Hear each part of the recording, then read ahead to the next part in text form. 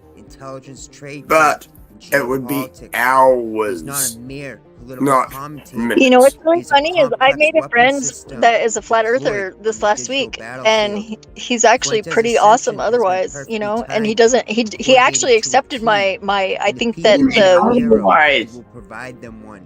well, he accepted. Well, I think his paradigm fits within my paradigm because I say that I think it's all the shapes simultaneously, and he accepted that. So I think less people, if they adopted my approach, that they would have less problem with flat earthers. Because I mean, I think that it's just as valid as my explanation, but it's just my paradigm is a little bit more vast. Act 1. Here's the way I looked at it. Let's start with the name. It was easier for me to debunk globe Earth than it was to debunk flat Earth. Spanish surname. Yeah, and I think it's. I went about trying to prove it wrong. From the Iberian Peninsula. Globe Earth is easy to prove wrong. 1492. Flat Earth Jews faced a is choice: fucking expulsion, death. But but then there's all the different theories that all these different people have about flat Earth. See, all the different things and every different thing that everyone's saying is what's muddying the waters and confusing everything. I can tell you. There's a lot of that going on. Yeah, with a bunch of different subjects too. The moon is a picture of the Earth. That perfectly mimicked the host culture to conceal a private. It's a reflection. Yes. Identity. Right. The irony is almost too perfect. That's why they call it the mirror. As a pure the moon, and the moon is like this size. May very well. And no one. The very people he claims to demonize. Shit. Right now is this size. Life. A public face. Yeah, I know. It's gigantic. This isn't an accusation. That means all this other shit and for a man whose entire brand is still there, and we're not allowed to know about it. Of his own bloodline. I don't think we're not allowed to know about it. I think that we just have to shift our paradigm, and then that's when you can see it, because we obviously know a few things that we're not allowed to know, supposedly. I've said for a long time, extraterrestrial means other land. Ignore this pattern while analyzing. It doesn't mean other planet. With the same name, who operates extraterrestrial, other land. Terrestrial is of Earth, though, of land, of Earth.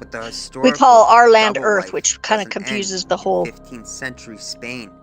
Dude, extraterrestrial just means other land. On blood and soil. The things you're seeing are from mass immigration. The lands that are not currently in the sun and the moon circle. The son right. of a Mexican immigrant. Sun, moon, circle. You're a white supremacist? I'm not a white supremacist. We're sometimes outside of it. 26,000 years. A gastroenterologist emigrated to Mexico. Let that sink all in. the way around. Voice the center of the galaxy. Plenty of other shit we're not allowed to know about. Is a direct product of that very process. Yeah, precession and the center of the galaxy and the sine wave, all of it. Central casting. The system needed a but we know, so apparently some people are allowed. And I think that the time of not being allowed is starting, has already started. Someone on my Rumble channel wants you to say something. Basically, can you say anything racist right now? Just to make them this is not an attack on Nick. Racist against who? I don't know, pick anyone. Just say something racist. This is precisely why Jews. I'm a cracker. I'm a cracker. That's racist. Of the engineered hypocrisy and controlled nature. No, you're not allowed to be racist against yourself. That does not count. Well, I guess I am because I'm not actually totally white. So, so are you being racist towards me? Maybe a little bit. Cracker. The most powerful and sophisticated institution That's okay. is the I'll take that. Of Jesus, the Jesuits.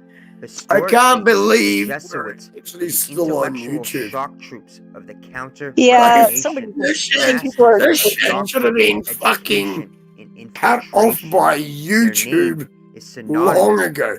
Not even Neurojack. This shit should have been cut off by YouTube. Fuentes' entire operation Don't mirrors jinx the him. Jesuit method of deception, That's alright. similar to Massad's slogan. Not the of make first war time by that one way of Neuro's deception. streams It will is not a have been simple, cut off. heartfelt Alright, I'm faith. actually being It is a careful. hyper I have said He's the a jinxer. N-word. I did performative screw up earlier. Catholicism, I did obsessed say with the dogma, N-word twice. orthodoxy, And I stringent admit that. theological I purity did. tests. Said This the is not the N-word faith of the twice. common But man. then It again, is the weaponization and of what? faith.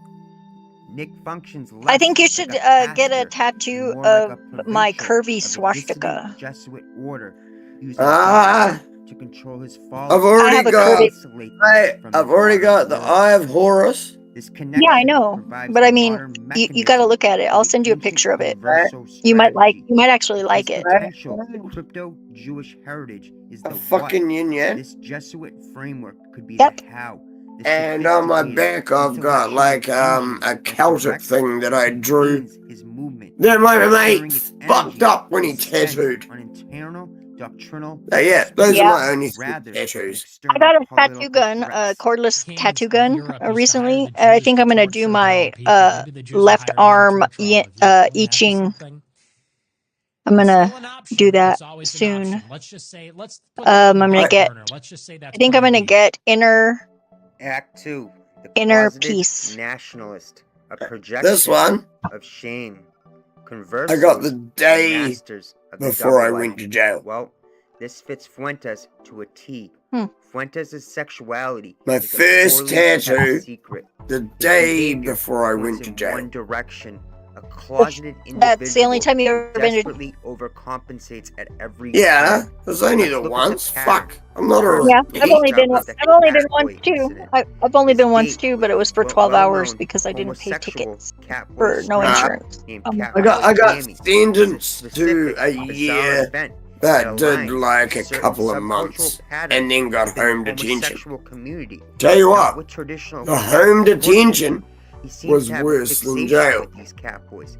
These are not jokes. Home This detention, community yeah, embraces home it. detention was like fucking a Catboy butler. solitary confinement. 100%. That's the plan. The America First plan is People we're would go going and to, do like, shit how all day, and PWP I'd just has be their, like, alone place.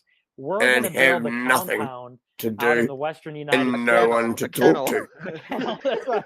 A Did little they compound in ban the you kennel from the next internet door, during the and time you'll or have what? cat boys Oh, everywhere. this was They'll be fucking serving before I even steak had and the ice internet. cream and warm This is cookies. 2003. Burger King, and we'll be playing Fortnite, and and nobody'll grow old. And Right, when I was in jail, I'd been At least you selling have weed. people that talk to you. I'd been selling weed for 9 years. When I went to jail, I knew almost everyone in jail. Yeah. So I had people to talk to, and I got on with everyone, and there was never a problem. I never even got in a fight in jail. Then I get home detention, and it's just like, I didn't know anybody in jail, and they all told me, they said, you don't belong here. And I said, you're right, I don't belong here. Caught watching gay during a stream, but claimed he was hacked. I tried to talk to them, but claimed that they're like, Mossad's you're cyber weird. unit A200 hacked You don't belong This here. defense And I was is like, you're laughable. damn right, I don't The belong here. simpler, more logical I mean, explanation not is a everyone's lack as fucking of crazy operational as me. security that Like, reveals people his say it. true browsing history. People try and His play explanation like they're or fucking excuse hard and is a crazy classic online. deception tactic. Vladimir Most of Lenin them aren't. once wrote that true revolutionaries should not be afraid Well, to according to discard the law, I am a revolutionary criminal, but I phraseology still don't and be belong in ready jail. to adopt right-wing According to the tactics law, to carry out a revolutionary policy. I'm a This would help fucking explain probably a Nick's terrorist at this point. well-documented obsession with destiny. My cat is a This terrorist. long-standing Dude, and I fucking intense, honestly deeply must be on personal almost feud-turned every relationship watch list with the left-leaning that they fucking schemer have in my and country. voice of a Dude, there's form no of one else in my psychological country projection who does and what I do. latent attraction. Yeah. Their I interactions can't believe you often don't know who carry a Death in Vegas strained, is. intimate tension, Why more would I? And they're common to a from, toxic well, because they're from New relationship than a Zealand. political debate. Death in Vegas. Well, you know, they're hotter. Yeah. Yeah, no, I don't know them at all.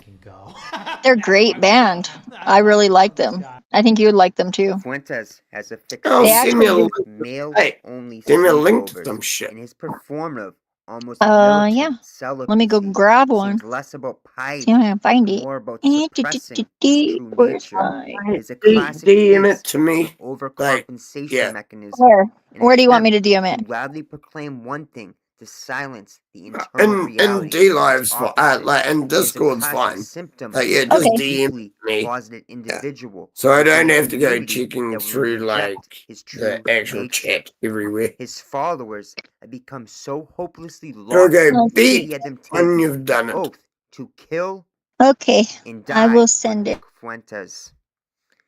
This creates the foundation for psychological projection on a mass scale. Fuentes' most venomous Now, honestly, rhetoric against degeneracy, I'm pretty much homosexuality, going to be and weakness topless is likely an for externalization most of of his summer. own self-loathing and It internal is conflict. so He fucking attacks in hot in others my what he room, fears it's not most funny. in himself. This makes his rhetoric Like, particularly holy potent fuck, this is and just hate-filled, spring. which is a feature, not a Hey, bug it isn't of his even controllers. summer yet. Carl Jung called it enema tia dromia, the tendency to become the very thing you oppose. No, I'm His not next going to venomous do public completely stance, a naked massive shows. projection of his own Don't internal struggle. fucking think Everything that, he rails Zephyr. against seems to be a You're not reflection going to of see his me own naked. demented double life, another mask, Topless just is like enough. his converso ancestors. Mind you, I'd like to see all the girls like topless women, as well. okay? I apologize. This is really graphic. But you're going Don't into have your kids winter. listening to this. There was no warning. Does that make We your just went nipples straight stick into out more? all this freaky stuff. I'm giving a guy a... That was my penis. Wearing a butt plug. The guy's a freak. I mean, this guy is sick.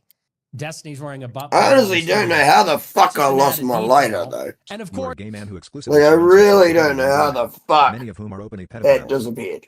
based.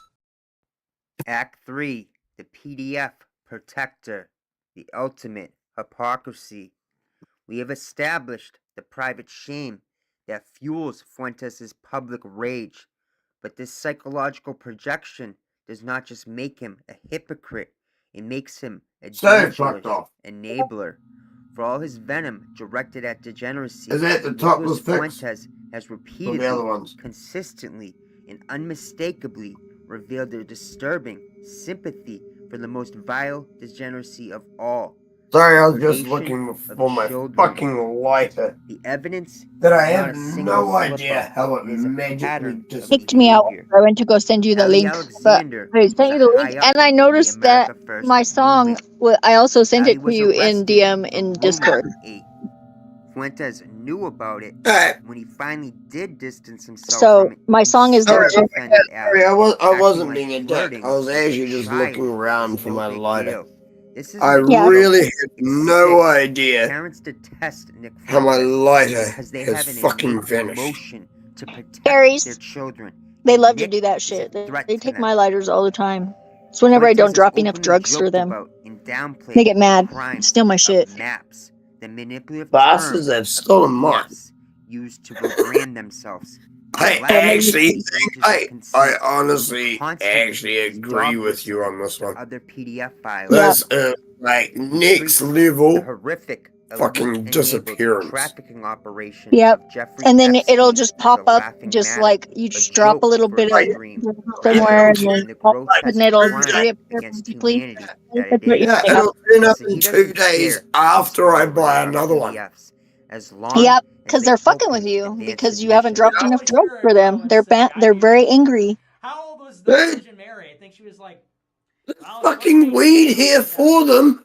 They should be Yeah, but okay. no, you have to just sprinkle a little bit on the floor. Sprinkle a little bit on the floor. They don't just grab it from your tray. Innocent, childlike spirit. It's in a bag sitting on a fucking coffee table right there. Shut up. They The wouldn't fuck? trespass that. They wouldn't trespass. They just fuck with you instead and steal your shit. That's how they do it. It's just the way they are.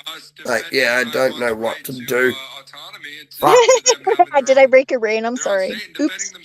You didn't break my brain, as I could actually be really offensive, and I'm trying not to. Oh, well, I don't know why you would want to be. Because you just fucking opened yourself up to, like, the biggest joke ever.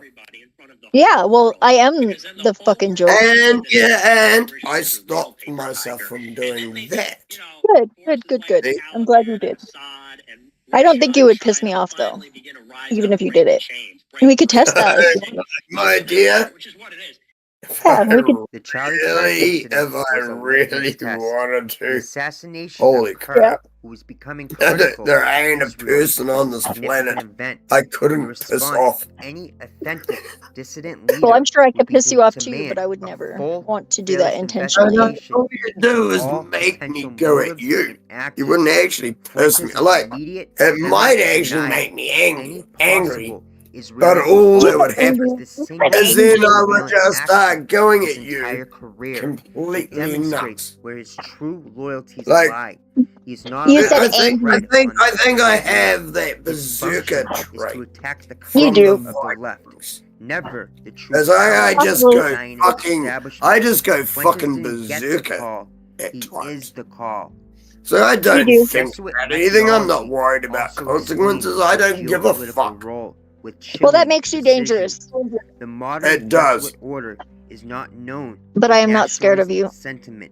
It is a globalist, universalist. You shouldn't be. You have nothing to fear from me. At odds with traditionalist, ethnic-based identity. Unless you change your mind. Hey, no, you are not. But I'm not worried about it. You are not. No, you are not my enemy. Yeah, well, I'm sure I could say something that would change that, but I wouldn't want to. Allow him to attack the Muslims in the church, which aligns pretty sure no matter what you said right now, that he attacks from wouldn't actually change the fact that I consider you not my enemy. That it is ultimately incapable of actually reforming. I wouldn't try. You could try. No, you could try. I mean, you could try, and I can give you shit about things. Yeah, that's how I feel too.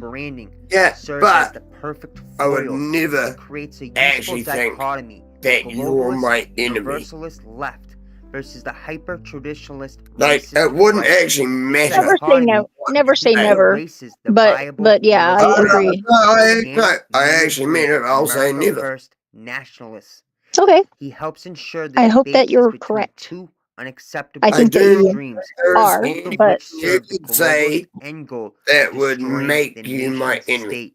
I mean, he may not be you could say you're married to a Jew, you're married to a Muslim, you're part fucking whatever. I'm like, controlled opposition. Okay, you're a fuckwit, but I don't hate you.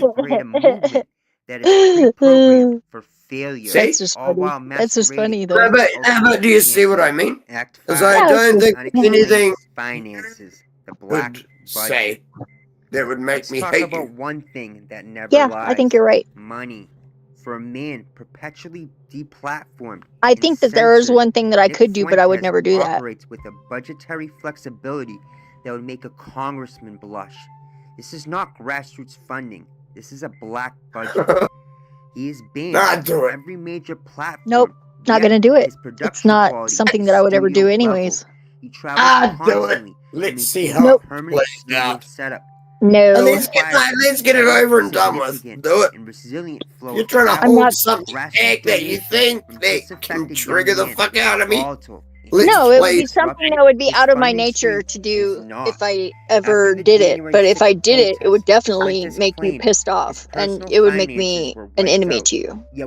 But that is not something that I would ever do. Honestly, I doubt it. This rapid recapitalization does not come I really doubt it. I just gave you the two things a benefactor that I'd be fucked off about. On their investment. His funding has a specific purpose.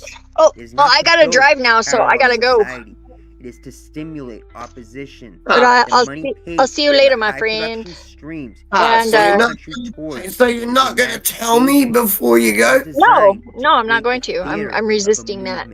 to absorb energy for better reasons. no viable, authentic But alternative I'll DM it. Honestly, I I'll wonder. DM No, it later. I want if I could handle it. the You normalization couldn't. That's why I of wanted you to degeneracy. say it. And let's I be wanted to see if it 100% actually clear. did trigger me, January 6th or if I wasn't could about handle it. leading a heroic You'll have to movement. be patient. Fuentes So, laid a because I'm trap leaving now. for his own Bye. followers. Once arrests were being made, he Patience distanced is a himself, virtue. calling his followers useful Do I look agents, virtuous? and he clearly led the charge.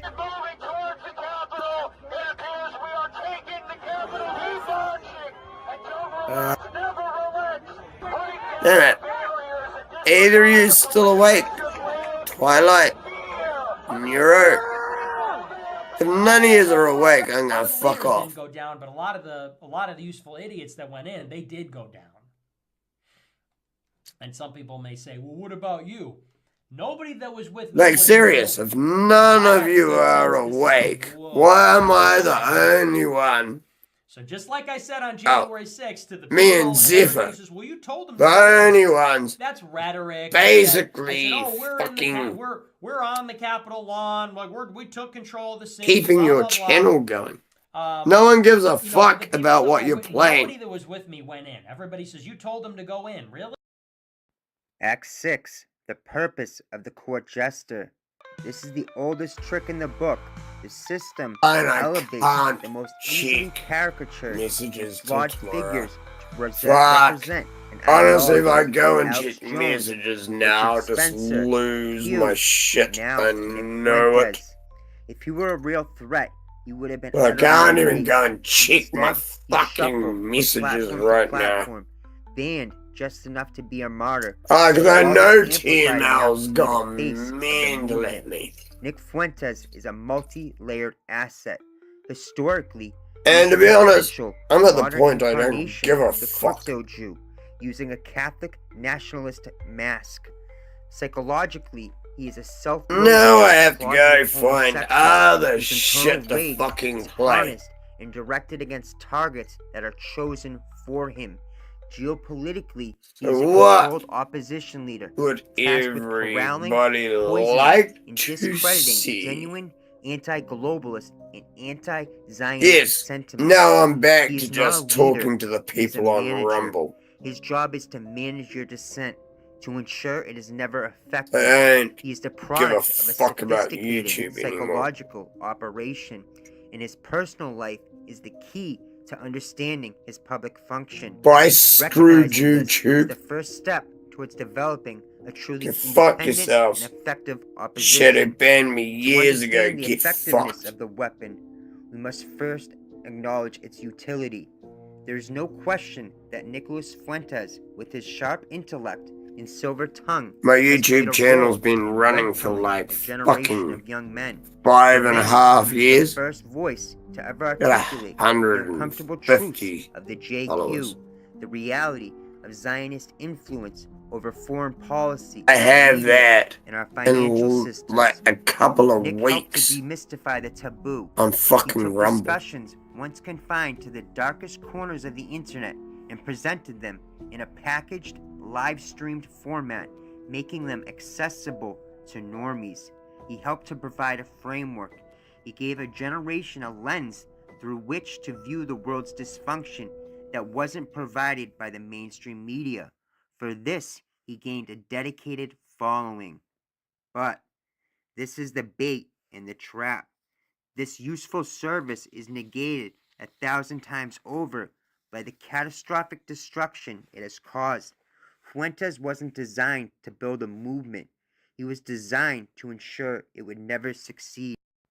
Fuentes poisoned the well. He took legitimate, factual critiques and bundled them with his own pathological baggage, extreme rhetoric, and personal hypocrisy. This allows the media to discredit the entire dissident position by pointing to its most flawed and easily caricatured leader. He makes truth sound insane. He became the caricature. He is the living, breathing straw man. The system needs a Nick Fuentes. He is the perfect villain for them to point and say, see, This is what the criticism of Israel looks like. This is what nationalism looks like. He scares away moderates, conservatives, and anyone with the future in politics from ever touching these ideas with a 10-foot pole. Nick has sabotaged from within. As we've shown, his entire operation is based on purging effective allies and fostering ideological paralysis. He doesn't want to win. He wants to be the king of a tiny, irrelevant, impure digital ruin. So, did he expose the JQ? Yes, but he did it in the most damaging way imaginable. He didn't arm a movement, he infected it. He is the Trojan horse, presenting a gift of forbidden knowledge on the outside, while filled with the tools of our movement's destruction on the inside. For every normie he red-pilled, he has permanently alienated 1,000 others. His service is the service of a demolition expert disguised as an architect. You see, a movement grows through alliances and building. Fuentes' operation is defined by one consistent behavior: the deliberate and systematic destruction of any potential rival or ally who shows a hint of authenticity or effectiveness. He is not a leader building a coalition. He is a gardener weeding away authentic, true opposition. He identifies any figure on the right who gains traction with the message of sober, serious opposition. You will observe as Fuentes immediately engages not to debate, but to destroy. He will comb their history, amplify any potential flaw, and unleash his audience in a frenzy of purity spiraling. The goal is not to improve the movement, but to cripple it. His constant nitpicking debates over the most arcane points of Catholic doctrine or racialist theory are a feature. They are designed to trap the movement in a state of perpetual, useless internal argument. While Rome burns, Fuentes is leading a seminar on the correct type of incense to use.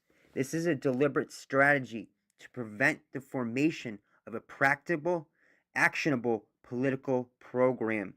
By setting himself up as the ultimate arbiter of ideological purity, he makes the movement hostile to new members and incapable of coalition building. Anyone who joins is immediately subject to a litmus test. They are destined to fail. This ensures the movement remains a small, contained, and ineffective countercultural club, not a political threat. Act 7, the Israel test, the ultimate red line, the invisible leash. We come to the litmus test, the ultimate reveal of any dissident voice, their position on Israel and its influence. For all Fuentes' bombastic rhetoric against every institution, Fuentes' immediate reaction after the Charlie Kirk assassination was the single most revealing moment of his entire career. If you're talking about Erica Kirk, that I believe. People say Israel killed Charlie Kirk. Yeah, I don't know about that one. Charlie Kirk was evolving. He was beginning to criticize Israel, to question the unconditional aid, to threaten the bipartisan consensus. His assassination served as a warning to every other potential dissenter. An authentic nationalist would have seen the motive obvious to any intelligence analyst and demand a full investigation into all possibilities, including foreign state sponsorship. Fuentes' immediate, panicked dismissal of this angle was a direct order followed to the letter. It proved conclusively who his master is. With my audience, they wanted to rush and blame Israel. That was the first gut reaction of my audience. And in this case, I said, I'm certainly not reluctant to blame Israel for one thing or another if there's evidence. I mean, based on who I am, I said, but you know, he was a pro-Israel guy. So, I mean, that would be like saying a Ben Shapiro got taken out, God forbid, and people said Israel did it. I don't, that would be pretty far-fetched. Fuentes will allow his followers to criticize Zionism in the abstract, just as a safety pressure release valve, but he never talks about the Jesuit order, the Federal Reserve System, Freemasonry, or the global PDF networks. He is permitted to play act rebellion, but he is forbidden from identifying the real enemy. This is the most important control mechanism of all. Act 8, the manufactured mainstreaming, the calculated rollout. For years, Nick Fuentes was a fringe phenomenon, confined to the darkest corners of the internet. Then, suddenly, in the span of a single month, he was everywhere. This was not an accident. This was a carefully orchestrated PR campaign, and the assassination of Charlie Kirk was the catalyst they used to launch him into the mainstream. Phase 1 was the softening up. Literally, the day before the Kirk incident, the New York Times does a profile piece on Fuentes. The New York Times doesn't do profiles on nobodies. This was a deliberate act to legitimize him and introduce and reintroduce him to a liberal audience as the new leader of the new right. It framed him, making him a known quantity, and the timing was meticulously planned the day before Kirk's assassination. And in the weeks building up to the New York Times profile piece, Fuentes was getting publicly bashed by Tucker Carlson and Candace Owens, two more agents playing their selected roles on the world stage. This is the oldest trick in the book. As they always say, there is no such thing as bad publicity. And by having mainstream conservative figures like Carlson and Owens loudly condemn him, they achieved two things. One, they signaled to normie conservatives that he was a dangerous figure. Two, most importantly, they introduced his name and brand to their millions of viewers. For every person who was warned away, 10 more were made curious. Who is this guy that has Tucker so upset? And on top of that, he appeared on Jake Shields' podcast in July. Phase 2, the catalyst, the Kirk assassination. Then, the predictable tragedy struck. Charlie Kirk, who had begun to step onto the third reel of criticizing Israel, was assassinated. This was the trigger point. The entire dissident right was in a state of shock and demanded answers. The stage was perfectly set. Phase 3, the assignment, the loyalty test. And right on cue, Fuentes performed his single most important function. While others asked questions, he provided the answer his handlers required: immediate, absolute denial of Israeli involvement. This was his loyalty test, broadcast live to the world, and he passed, and in doing so, he made himself invaluable to the system.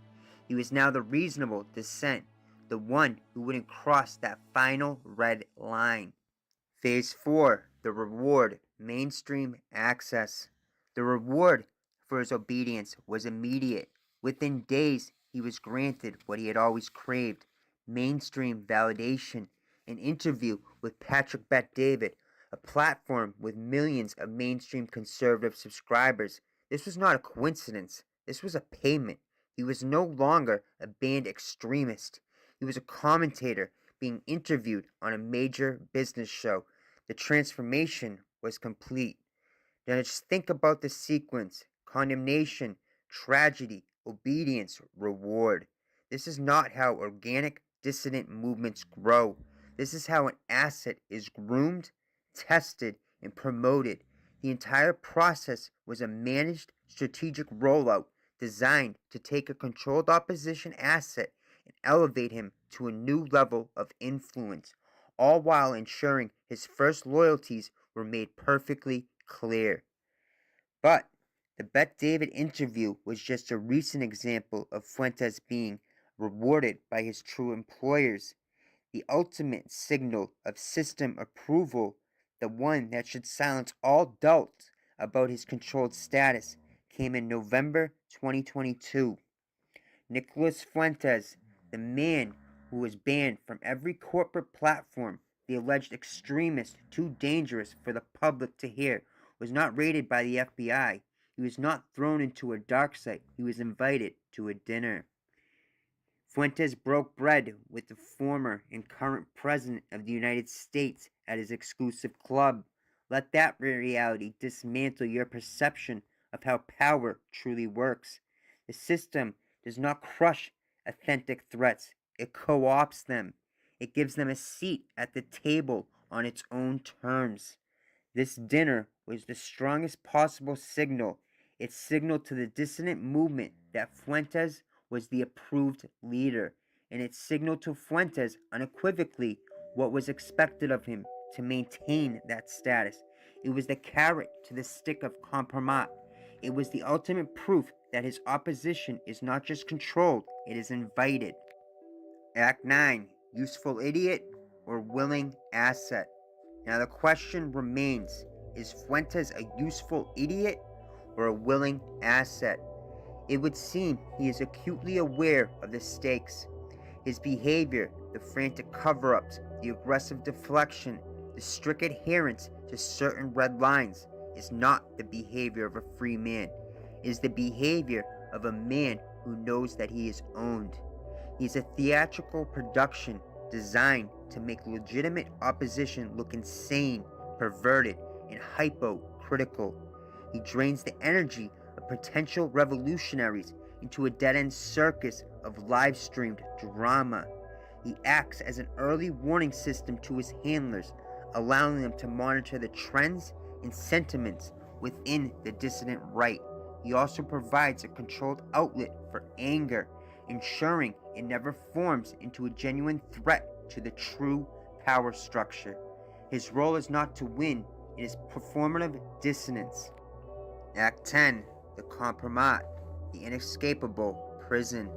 To truly understand the importance of Fuentes' vulnerability, we must understand the art of compromise, aka compromising material or blackmail. Fuentes' vulnerabilities make him the ideal candidate for recruitment, control, and blackmail. His hidden proclivities become leverage points. This is the most powerful and classic form of blackmail, is the closeted individual, especially one who has a proclivity towards younger targets. This is the primary lever of control, and for Fuentes, this is key.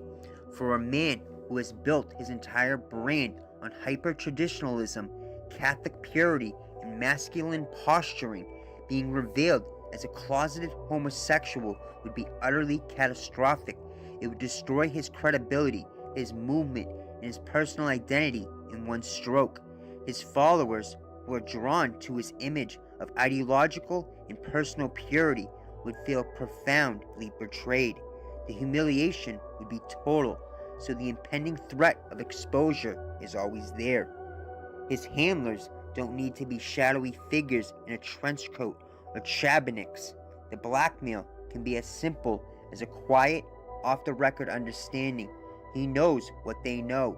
He knows that one phone call to the right dissident journalist could end his career. Therefore, he must continually prove his usefulness to maintain the protection of silence. His vehement, over-the-top public denials of the rumors are in themselves performances of compliance. He's proving to his handlers that he's actively maintaining the cover they require him to keep. Not to mention, we know how blackmail works and what it entails. Children are often the honeypots, and Nick has given all the signs that he would willingly indulge. And let's suppose he does come from a crypto-Jew heritage, as his last name reveals, with deep Jesuit ties. This would then be the ideological lever. This is a much more subtle but equally powerful form of control, especially if the handlers are connected to the same networks his ancestry is tied through. Therefore, the threat is not just exposure, but a profound existential and ideological crisis. His entire worldview is based on a racial and religious identity he may not genuinely possess. Being presented with irrefutable genealogical evidence of his Jewish ancestry would pull the foundational rug out from under his entire operation. Is he a white nationalist leader, or is he a Jewish man leading a white nationalist movement? The cognitive dissonance would be unbearable. This type of knowledge would allow his handlers to frame their demands not as blackmail, but as a call to duty to his true people. They can appeal to tribal loyalty over ideological posturing. Why are you attacking us when you are one of us? This is a devastatingly effective psychological tool.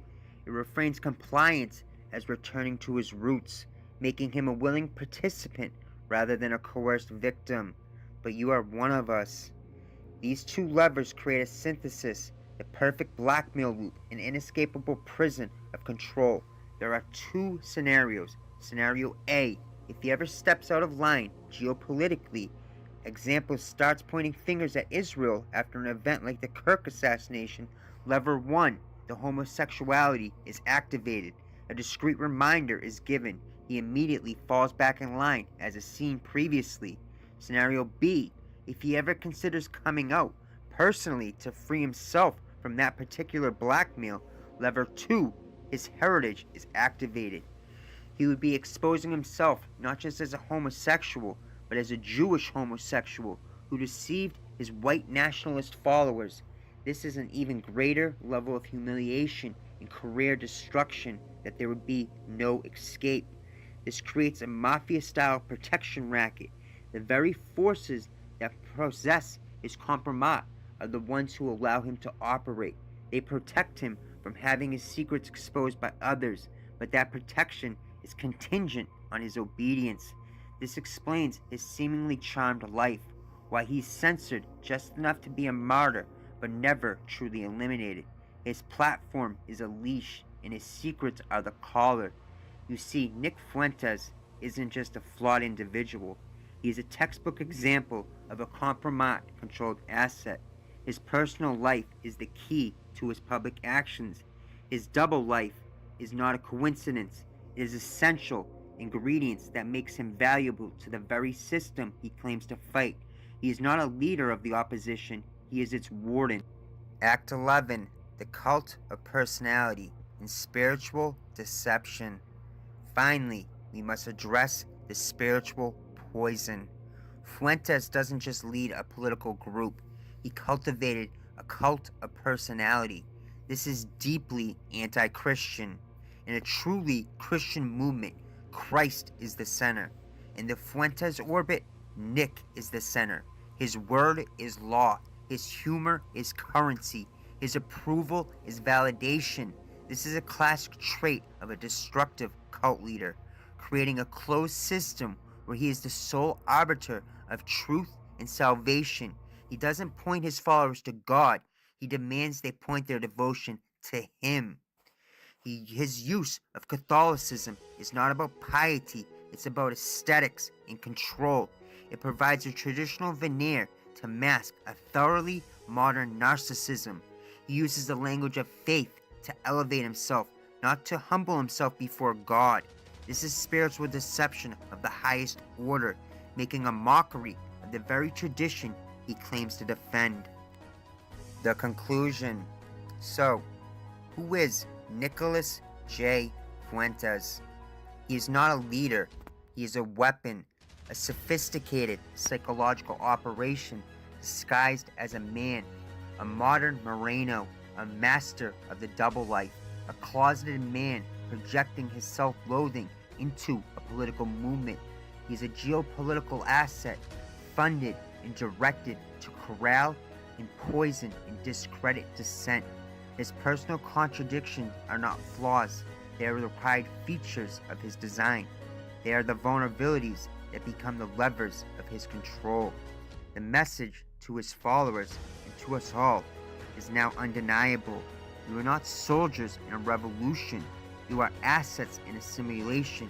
Your anger is being monetized. Your desire for a leader is being exploited by a man whose ultimate loyalty is to the very powers he claims to fight. This is not an expose of a man. It is a diagnosis of a system. The path forward is not to debate the puppet, It is to see the strings. It is to reject the spectacle. It is to seek voices of integrity, not performance, of substance, not sabotage.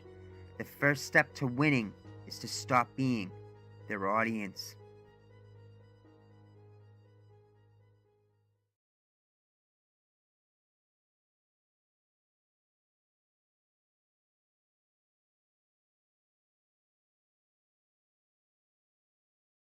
I have Pastor Stephen Anderson with me, and I interviewed Pastor Anderson on my TV show, TheFallenState.tv. You can check it out. TheFallenState.tv, and this is the first time I've had him on my radio show. He is a Baptist pastor and the founder of Faithful Word Baptist Church out of Arizona, Tempe, Arizona. Tempe, Arizona. Just want to talk to him a few minutes, and then I'll get back to your calls. I want to talk to him about conservative issue, morality, and all the good things. Pastor Anderson, thank you for coming on the radio show. Yeah, thanks for having me on. I do appreciate it. How have you been? I'm doing great. Yeah. Everything's going well. Yesterday, I just got banned from the Netherlands. And then now the Netherlands has made it so that I can't go anywhere in Europe. So I'm actually banned from 31 countries now. Amazing. And why did they ban you? Well, they said it was for hate speech. And what was the hate speech that they were referring to? Preaching against homosexuals. Oh, I see. And are you disappointed that you're banned? No, not at all. And why not? Well, because the event that we had planned in the Netherlands and the event in Sweden, those events are still going to go forward. I had other backup preachers in place. And it's not that I was just dying to go to Europe or to visit these places. You know, I was going there to try to minister to the people there and preach to them and evangelize. So it's really no skin off my back. It's their problem. Did they send you a note that you were banned? Yeah, the DHL man came and brought it to the church building yesterday morning. Like a courier brought a letter explaining that I was banned. Amazing. How did they know you were coming? Well, because I've been advertising it, putting videos on YouTube. We've been trying to promote these preaching events that are coming up at the end of May. Oh, okay. And when you called by God, or did you have to go to school to be a preacher? Well, I believe that I'm called by God, but the Bible says, if any man desire the office of a bishop, he desire a good work. If any be blameless, the husband of one wife, etc. So I believe that if you have the desire and you meet the qualifications, you may volunteer to preach God's word. And so I consider myself a volunteer. And so were you called by God? I didn't have some kind of a supernatural call experience, but I do believe in retrospect that I am called. And so were you called by God? Yes. Okay. In retrospect, yes. In retrospect. What does that mean in retrospect you were? It means that because I followed the Bible's command that if I desired the office of a bishop and meet the qualifications, that I should do that. And then I did that, and then God has blessed. So looking back, it's clear that I'm called. Although I didn't have some experience where the whole room lit up and an angel came and told me that I was called or something like that. Do you think that that's what it means to be called by God, to have that type of experience? Absolutely not, but that's what a lot of people think that it means. So that's why I just clarify that. Yeah. Do you sin? Yes, I do. What type of sins do you commit? Well, the Bible says there's not a just man upon the earth that doeth good and sinneth not. And the Bible says that if we say that we have no sin, we deceive ourselves and the truth is not in us. Uh-huh. The Bible also says that whom the Lord loveth, he chasteneth and scourges every son whom he receiveth. So obviously God is not scourging his sons for doing the right things. He's scourging his sons because they sin, because everyone sins. What type of sins do you commit? Well, I'm not going to sit here like in a confessional booth and recite my sins to you. And why not? because that would be highly inappropriate. And do you tell others at your church not to sin, or do you tell them that it's okay to sin? I tell them not to sin. But why are you telling them not to if you are sinning yourself? Because every apostle in the New Testament told people not to sin, and they all sinned themselves. So I'm following the example of the apostles and prophets who were all sinners and yet preached for people not to sin. And did those people sin once the ones in the Bible, the prophets, did they sin once they were born again? Absolutely, since the apostle Paul wrote Romans chapter 7 and talked about his continual struggle with sin and continually doing the things that he hates as he's writing the epistle to the Romans. And so when he said that, was he saying that, oh, I am now born again and I still sin? Absolutely. Amazing. And what is the purpose of being born again of God if you're still going to be sinning? Because sin is Satan's nature, why would you be bothered being born again if you're still going to be sinning? And all those who sin are slaves to sin. What's the purpose of being born again? Well, the Bible says that except a man be born again, he cannot see the kingdom of God. So being born again is the prerequisite for entering the kingdom of God or for going to heaven. So do you believe that sinners will enter the kingdom of heaven? No, I do not. Well, how can you see the kingdom of heaven then if you're a sinner? Because of the fact that when we get born again, our body is not born again, our flesh is not born again, only our spirit is born again. So my flesh and blood is not going to go to heaven. The part of me that is sinful, the flesh, is going to die and go into the earth, and my perfect, regenerated, sinless soul is going to go to heaven. And so the spirit doesn't control the body? Well, when the spirit controls the body, that's when we do what's right and don't sin. But when we walk in the flesh, then we fulfill the lust of the flesh.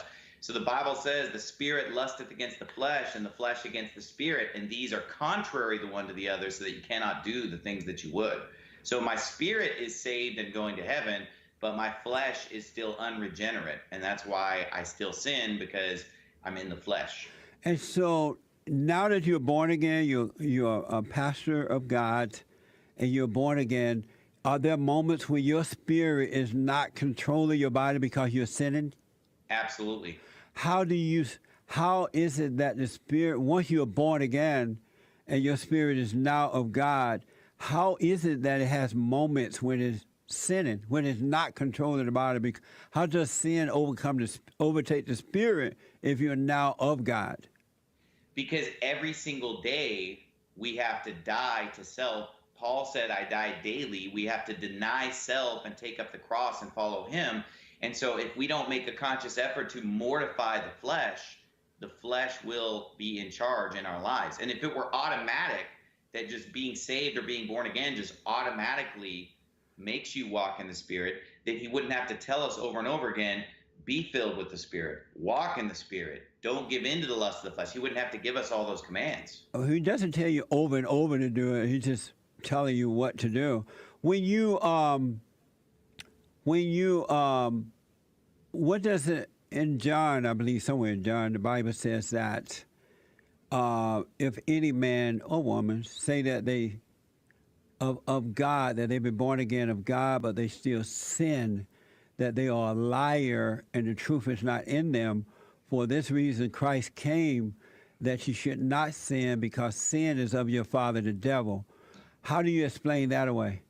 Well, number one, you're misquoting that scripture. That's not what it says. And number two, you have to get the context of 1 John. In chapter 1, he already told you, if we say that we have no sin, we deceive ourselves and the truth is not in us.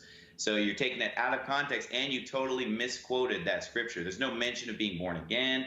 You're totally twisting that scripture. You read that correctly, and then I'll respond to it. How do you explain a way that it says that if you are born of God, you cannot sin because sin is of your father, the devil? How do you explain that away? I don't explain it away. I explain it the right way, which is to say that that part of me that is born again, which is my spirit, cannot sin. But since my flesh is not born again, my flesh can still sin. But it says that you cannot sin if you've been born again of God. It doesn't separate the flesh from the spirit because the spirit can control the flesh. And so it's not separating one.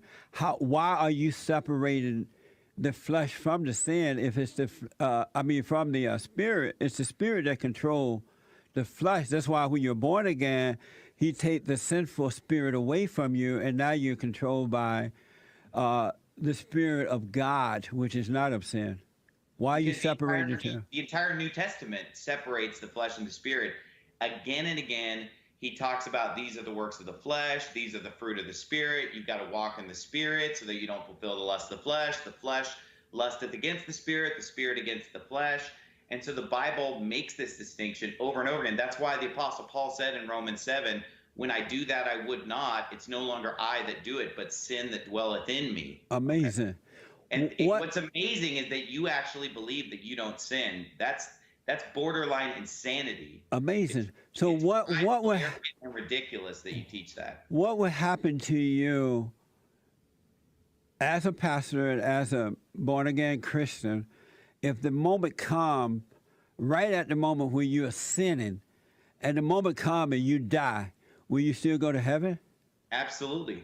You would go to heaven even though you're sinning and dying? Absolutely. And why? But all those who sin cannot enter into the kingdom of heaven. Why would he let you in? Because my soul is going to heaven, but my flesh is going to stay behind. Is it possible you're wrong? Absolutely not, because Jesus said, I give unto them eternal life, and they shall never perish, neither shall any man pluck them out of my hand. Nothing could separate us from the love of God, which is in Christ Jesus our Lord. I've been passed from death unto life. I shall not come into condemnation. I have everlasting life. And so no matter what happens, I'm going to heaven because I have believed on the name of the only begotten Son of God. I'm saved by grace through faith, not by works. But sin is death. Don't you agree to that? Or do you agree to that? No, I don't. You don't agree that sin is death? No, I don't. Really? And are you saying that the flesh is stronger than the spirit? It depends on the person. So with you, your flesh is stronger than your spirit? You know what? You're using man's logic. I quoted a bunch of scripture to you, and you're believing damnable heresy of sinless perfection. It's nonsense. It's ridiculous. And you know what? The Bible says that if we say we have no sin, we deceive ourselves, because you're not deceiving anyone else. You're only deceiving yourself, because I know you're a sinner. So, everybody knows you're a sinner. You're only deceiving yourself if you're actually foolish enough to think that you have no sin. And so are you saying that your flesh is stronger than your spirit, and that's why you sin? Well, you're trying to put strange words in my mouth. I'm asking a question. That's a question. It's not putting words. The Bible says avoid foolish questions, and that's a foolish question. So I'm not going to answer your foolish question. So you're not going to answer if you're saying that your flesh is stronger than your spirit, and that's why you sin? You won't answer that? I'm not going to answer your foolish question, okay? That's not the way the Bible phrases it. You're twisting scripture. You're teaching a false doctrine, a damnable heresy. It was just a question. You said that you sin, and are you saying that your flesh is stronger than your spirit, and that's why you sin? Well, allow me to avoid your foolish question, since the Bible commands me to avoid foolish questions. So you won't answer that? No, I won't. Do you love the homosexuals? No, I do not. I hate homosexuals, and I wish that they would all die. And why do you hate them? Because the Bible portrays them as violent predators from start to finish. And if we look at reality, they are violent predators. They are recruiters. They're not reproducers. They're recruiters. And so the Bible says that they should be executed. And I believe the Bible, and I hate them and wish that they would all die. And can a man of God hate? Well, I'm a man of God and I hate. So there's proof that a man of God can hate. David, the man after God's own heart, said, do not I hate them, O Lord, that hate thee, and am not I grieved with them that rise up against thee. I hate them with perfect hatred. I count them mine enemies. That's Psalm 139, verses 18 through 21. So are you saying, are you saying, yes, a man who's been born again of God can still hate? Absolutely. I'm born again. King David was born again. So if you are a hater and you love God, how can you hate? How can you judge the homosexuals? You're no different than the ones you're judging. That's another foolish question. God hates homosexuals, so this idea that hate is wrong is a stupid liberal talking point, because there are 21 verses in the Bible that directly talk about God hating people. King David hated people. The Bible commands us to love the good and hate the evil. So your question doesn't make sense. So you feel justified as a man of God and a preacher hating the homosexuals, and you think that's what God wants you to do? No, I don't feel justified. I know I am justified, and I know for a fact that that's what God wants me to do. 2 Chronicles 19:2 says, "Shouldest thou help the ungodly and love them that hate the Lord? Therefore is wrath upon thee from the Lord thy God." If you love those who hate the Lord, Bible says you'll have God's wrath on you. And so we are to hate those who hate him. And should people hate you because you sin as well? Should you be hated for it? Absolutely not, no. Why should you be hated if you're sinning and you hate the homosexuals who are sinning? What's the difference? Because I love the Lord and the homosexuals hate God. And the Bible says, I hate them that hate the Lord. So you have a love-hate relationship with God? Absolutely not. I only love God and I hate homosexuals. Have you ever seen God? I have not physically seen God, but I have seen God. Have you physically seen homosexuals? Yes. So how can you love a God whom you've never seen and hate your fellow man who you have seen? Well, there you go, twisting scripture again, because the Bible actually says, if a man say he loved God and hateth his brother, he's a liar. For he that loveth God whom he hath not seen, it says, if you don't love your brother whom you have seen. Homosexuals are not my brothers because they're not sons of God. They're not children of God. You've twisted the scripture there. If anybody actually looks it up there in 1 John chapter 4, verses 20 and 21, they'll see that you've twisted the word brother into fellow man. Homosexuals are not my brother. How can you say you love God of whom you never seen and hate your fellow man who you have seen? Can you answer that? You just twisted scripture again. That is not the question the Bible asks. The Bible says, if you don't love your brother whom you have seen, how can you love God whom you've not seen? I do love my brother whom I have seen, and I love God whom I've not seen, but I hate filthy perverts that molest children. How do you determine who your brothers are? Because the Bible says, as many as received him, to them gave he power to become the sons of God, even to them that believe on his name. So my brothers are those who believe on the Lord Jesus Christ, not God-hating pedophiles. And how do you know if the people that you love have received God? Based upon the testimony of their mouth. And how do you know that that their words are true? They could just be repeating the Bible or saying things that they know that you love to hear. How do you know that they have been born again of God? Well, I don't know for sure, but here's the thing. I don't hate all unsaved people. I love unsaved people. The only people I hate are reprobates, people that hate the Lord, who've been turned over to a reprobate mind, according to Romans chapter 1. So I hate the homosexuals. I don't hate unsaved people. I don't hate Muslims. I don't hate Buddhists. I don't hate Hindus. I don't hate atheists. I don't hate agnostics. I hate filthy pedophiles. May they all rot in hell. They're evil. Do you love all people? Absolutely not, no. Then you love no one. That's another stupid statement from you that's not in the Bible. So when God said we should even love our enemies, did he mean everyone or some people? He did not mean everyone. He meant that we should love our enemies. I do love my personal enemies, people that do wrong to me. I love them, but I don't love God's enemies. I love my enemies, but I do not love those who molest children and hate the Lord. Then you love no one. That's another stupid statement from you that makes no sense. Because God said that. If you love everyone, then I say you love no one. Do you believe that God loved all people? Nope. He did love them in the past. He loved past tense all people, but they get to a point where God said in the book of Hosea, I will love them no more. Meaning he loved them in the past, but he doesn't love them anymore because they've become a reprobate. So do you believe that God loved you because all sinners have reprobated minds? When you're sinning, during the periods when you are sinning, do God love you in those moments? Absolutely, and no, all sinners do not have to. So God loved you while you're sinning, but He doesn't love the homosexuals when they're sinning. Because it's not the same thing. Does He love the baby killers of unborn children when they're sinning? Yes. If they're not a reprobate, if they're not a God-hating reprobate, He does. Yes. So God loved the women who are killing unborn children in their wombs. He loved the men who are supporting that. But is that a sin to kill your child or children in your womb? Yes, it is. So God loved the sinners who are killing unborn children in their wombs, but He doesn't love the homosexuals.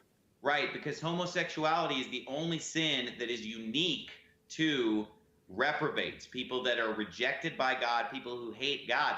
They're the only people who do that homo stuff. Normal people have no temptation to be a homo. That's so the amazing. only people that are homos, the Bible tells us how they got that way in Romans 1, by rejecting and hating God. That sin is unique to them, according to Romans 1. Because you have accepted your sins as something that is normal to God, is it possible that you're judging others because you're still in a fallen state? You may be able to quote the Bible. Is it possible you have justified your sins and that you're judging others based on what you think is right, but not what you know is right? Is that possible? Absolutely not. I don't justify my sins. My sins are wrong. You're the one who justifies your sins by claiming that you have no sin when you sin every day. But you justify sinning. You allow yourself to make excuses for being a preacher and say you're called by God and for sinning. Isn't that justification? You are a sinner and justifying it. You've sinned during this broadcast. I've observed you sinning during this broadcast. Is that a sin to justify sinning? I don't justify sinning. I condemn sin. I condemn all sin, including my own sin. I don't justify sin. You justify your own sin. You want me to point out the sins you've done in this broadcast? Do you believe that there are times when God sinned? No. And are you a son of God? Yes. And if you're a son of God, how can you deviate from your Father who is perfect in all things and sin sometimes?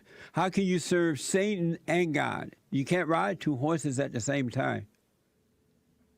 How are you able to ride two horses at the same time? You serve Satan by sinning, and then you serve God, as you said, by not sinning. How can you serve two masters?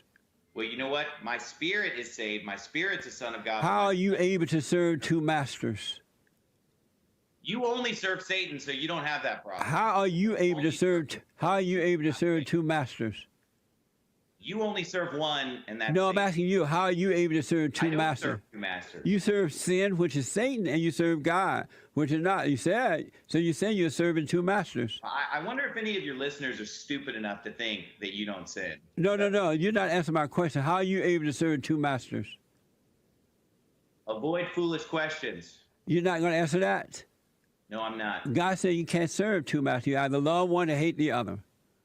Well, God said you're going to hell because you don't have. No, you either love one or hate it. Do you love your sins? Nope. Then why you do them? Thank you, Pastor Anderson. Appreciate it. Thank you for coming on. Appreciate it. Well, you can go to hell because you're a false prophet. Amazing. Right? Thank you, sir. Amazing. That was Pastor Steve Anderson, a Baptist pastor and founder of the Faithful Word Baptist Church out of Tempe, Arizona. And you can check him out on the Father State as well, thefatherstate.tv.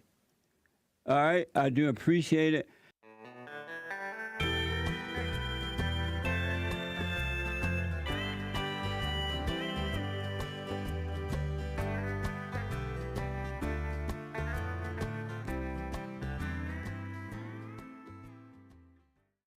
Design in order to fight against Das Man, against global liberal hegemony or unique type of thinking. I support that by principle. So if you think that this kind of groups or networks could be a kind of island of resistance in the upcoming era when for sure we are going to deal with some concentration camp inside of internet or technology, because it is purely, now we see it clearly, that modern liberalism is openly totalitarian. And this transition from the old liberalism to new liberalism and to technology, to progressism, and to artificial intelligence is somehow embedded in the logic of the Western history. It is not just the evil design or evil thoughts or evil will of some bad guys. It is not about bad guys, it is about the West. It is about the last 5 centuries and maybe longer of the Western history, and not about the evil Biden and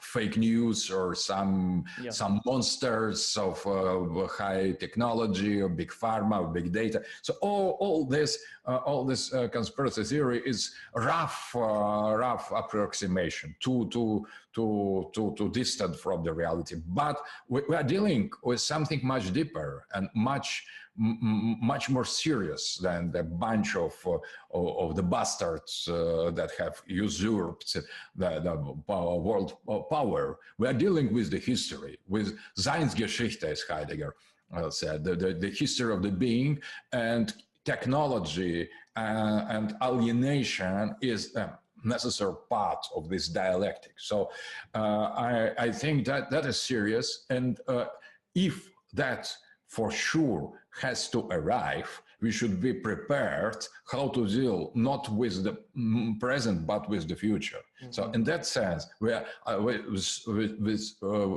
certainly should not defend present. We should be engaged in the future fight to create the island in this ocean of the total submission, total big replacement. Today, our society are replaced by immigrants, but they are still human. And tomorrow there will be the greater replacement, the replacement of all human by post-human beings of different kinds, and not only by robots or cyborgs, maybe of new kind, artificially created creature, so-called natural, and so on, with viruses and new other kind of beings. So we should be prepared, and we should respond to this threat, or this eschatological, ontological threat, with new means. So if you understand under this ontological design the creative search or elaboration of these new means, how to deal with them in the future, and not only limit ourselves to protest against them, I agree with that, and that is a good idea. So we need to try all the ways possible. So if we agree on some principles, there are no norm or rules or axioms. So paradoxically, they blame me for being totalitarian and so on, but I'm in a position to defend the freedom. So not only for myself or the people who think alike, I am defending the freedom for those who don't agree, who don't agree with myself. Because for myself, the freedom is the human.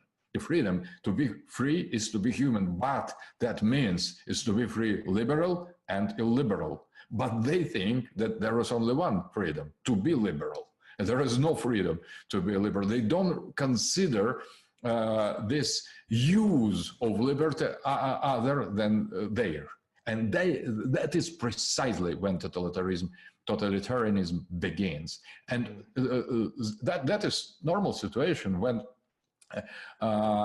we are blamed for being quite opposite that we are, and those who blame us are quite opposite for those they try to expose or present themselves. So that is interesting situation. So they are really dangerous, and we are trying to save ourselves and all the other from them, because they are the real danger. So they say, oh, we are bringing to the peace to the world, and they are starting the wars. They say, we are bringing with us the justice, and they create the huge difference between rich and poor. And they destroy everything. They destroy nature, they destroy mind, they destroy human relations, they destroy all values. And they say, oh, no, we are bringing you new values, but they don't bring anything. They destroy, just destroy. And we try to defend, to create new values against them, the real new values. So that is why I think that there should not be some dogmatism in forced political theory. I am somehow the father of forced political theory, and I will be the first to accept and support something that will be totally different, some unexpected consequence on application that people could find there, or if there will be new concept, a new theory that will defend our common freedom, my freedom and not mine, the opposite. I will support that as well. So that is why as well I don't want to give to forced political theory other name. Just forced political theory, nothing else. It's just outside of the liberalism, communism, and fascism, and nothing more. It is undefined, it is not clear, it is not for the majority, it is confusing maybe name, but at the same time it is clearest name because there is no name. If I would call that such or such ism, that will be one artificial creations more. So we need to find each people. Portugal, by the way, I very much like Portugal culture, saudade, saudadismo, Quinta Imperio. So I am very, and I have many friends in Brazil, where as well Brazilian Portuguese mysticism was developed. So I really, and I think that as well I have dedicated to England one volume of my book, and I think that England is marvelous country. So one thing is this Anglo-Saxon imperialism and liberalism, and that is totally different kind English identity that we could not reduce to that. So I shouldn't be blamed.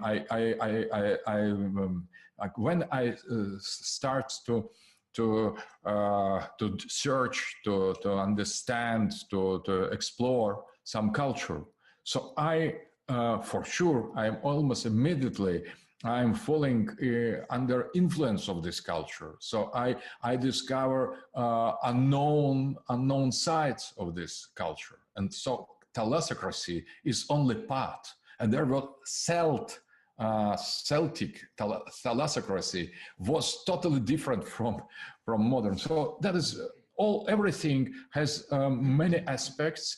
And returning to the forced political theory, I think that forced political theory should be special and should have special name for Portuguese world, and maybe different name for Anglo-Saxon world, maybe different for German, for Italian, Greek, Islamic, Turkish, Shia, African, Chinese. So it is not about the world and a new system, universal system. It's just invitation to overcome the modernity, invitation to overcome the Western hegemony and colonization of minds. And the Western minds are as well the victims of this colonization, but they are colonized not so much by the West, but much more by modernity. Because modernity is the other form of colonization. Modernity has colonized traditional West. So the Western humanity is under control of this colonization accomplished by special kind of culture, of modern culture, that have destroyed the roots, that has cut the ties with the deep identity of the European people. So that is not about the West against the West against the West or East against the West. It is about decolonization of all of us. Mm-hmm. So, and geographical and temporally, decolonization in the term of temporality. Mm-hmm. Interesting. So it seems as if the wars of today and of the near future are not only traditional wars, but also going to be fought in the plane of mind, in the noosphere. You've introduced the term noomahy yourself to characterize some of these larger movements in the noosphere. Others have also used the terms fourth generation warfare, war that uses information and other asymmetric means. Said that, I want to ask you if you could tell us a little bit about what you mean by political angeliology. Is it the war between angels? So that is one of the theological expression that I am using inside Noamachia. First of all, in the modernity, you could mention God, maybe as metaphoric, but you could not recognize the existence of angel. That's very interesting. So if you could speak on the cathedra in the university about God, but if you just mention angel, so you will be put in the madhouse immediately. So you could believe in God as case, universal case, a big bang, or something like that. Cause of the things, not case, cause. But if you mention angels, so you are done. So it is outside. So only crazy man, clinically crazy man could evoke angels seriously. So, but interesting that in our religion, as well in Christian religion, in Islamic religion, and other religion, they say almost always about angels. And that is the first line of separation. If you believe, if you are Christian, if you are Muslim, if you are religious man, please, first of all, believe in angels. God is a kind of basis for all, is ground, but please believe in angel or stay with the modernist. So that is the first test, I would say. So angel that's something that is kind of introduction that initiates you in the sacredness. So belief in angels, it is belief in the secret meaning and of the things. It is just philosophy, religious philosophy, obviously. And interesting, the figure of angel was used by Rilke and by Heidegger, by atheist Heidegger, when he interpreted Rilke's poetry. He has used the symbol of angel precisely as the figure of the future. And the passage of the balance from the hands of the merchant to the hands of the angel in Rilke's poetry, Rainer Maria Rilke's poetry for Heidegger signified precisely the new beginning. So I think that angel should be reinstalled in our life, in our understanding, and we should not be afraid. So we should not be afraid of anything, but we should not be afraid to appeal to angels. And second, for me, that is the figure that embodies a kind of sacred level or sacred level of the reality that exists, but that exists not only just appearance in dreams or visions.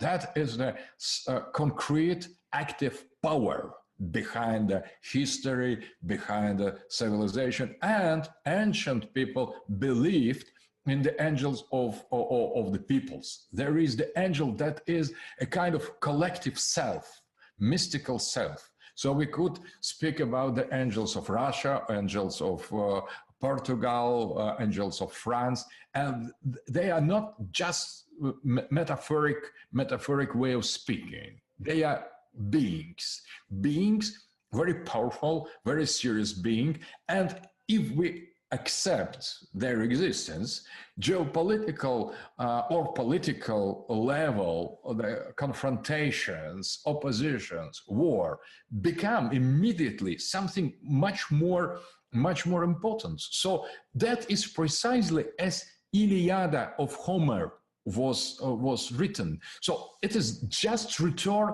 to Homerian understanding of the things. So on one level, there is the fight between two armies. On the other level, there is confrontation between the gods. And many things that could not decipher, interpret correctly, understand on the one level, has explanations on the other. We have totally lost the second level of the reality, where ideas, gods, or angels in the monotheistic religion have their legitimate places. And so we have impoverished the reality. So my idea is to restore full-scale understanding of the wars, of the conflicts, of the politics, applying to these figures in the monotheistic but traditional sacred, much more in the spirit of Middle Ages, without metaphoric understanding. Oh, that is about just way of speaking. It is not a manner of speaking. That is a manner of being, in a manner of being, not in a manner of speaking. So that's in a manner of being appeal to the angels. It is a kind of semantical explosion inside of the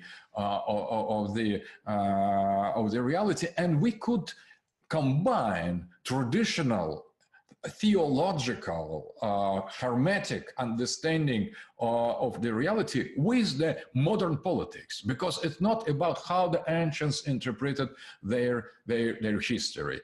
That is about how, because we Christians, we don't believe in the past. We don't believe in the God that was. We're believing in the God that is, and that will be. And if the God is, and that is why we are Christians, I am Christian, or we are religious people, the other people. So if the God is, the angels are don't belong to the past. They belong to the present, as all these God's creation. So we exist because of God, because with angels. We are creatures, and we have our missions in this creation all together. So why deny the existence of our hidden power? We and angels, we are fighting in the same camp against our common enemy, and that creates from the uni-level reality, two-level reality. And no, Machia, that's the name of my big work that has 24 volumes. It is about, not about geopolitical angelology. It is about and the form how to interpret different cultures. So it is epistemological structure that is based on the three logoi. I have added to Nietzschean Apollo versus Dionysus third term, a logos of Cybele. And the logos of Cybele, or Great Mother, has changed everything, because Apollo against Dionysus is kind of incorrect opposition, because inside of the figure of Dionysus was included something that was totally alien to his character. That was put the cult of big great mother, the Cybele, that was totally different. Not totally different mythological or religion figure. That was the totally different logos, much less known, a kind of occult or hidden logos, and using or revealing this third third logos of Sibylle, the relation between different culture, religions, reforms, civilization, their confrontation, their inner dynamic, their history become much more complicated and much more correct, in my opinion. So, and I've tried to test my hypothesis about this, these three logos, in different cultures. I had before myself many authors. They have applied this Nietzschean concept with two logos. What was Apollinian in one culture, what was Dionysian in other. So I had already the huge amount of processed information, kind of already organized structure of interpretation, but adding of the third logos has changed dramatically and radically that. But that was not from the zero. That was continuation of what has made Culianu, Eliade, Toynbee, Spengler, Danilevsky, many others. So Gumilev, Dumizil, many authors. So I, Evola with Guénon, they have made very interesting, very important structuralizing work about religions and culture. So I've tried to put that together, and with the help of this concept of three logoi, I tried to find them in all the culture. And from the beginning, I have promised to the readers, if I will find fourth logos, or if I will come to the conclusion that two logos are enough, I will abandon. I will abandon for sure my hypothesis.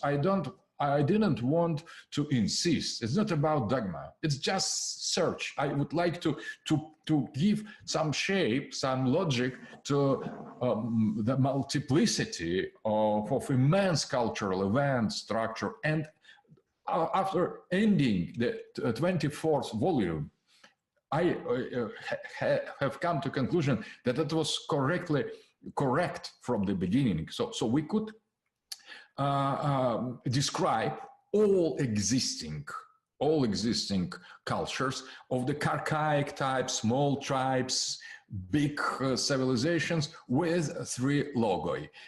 But interesting that they are changing. They are always there. They are confronting. They are replacing each other. Sometime for some period, one of them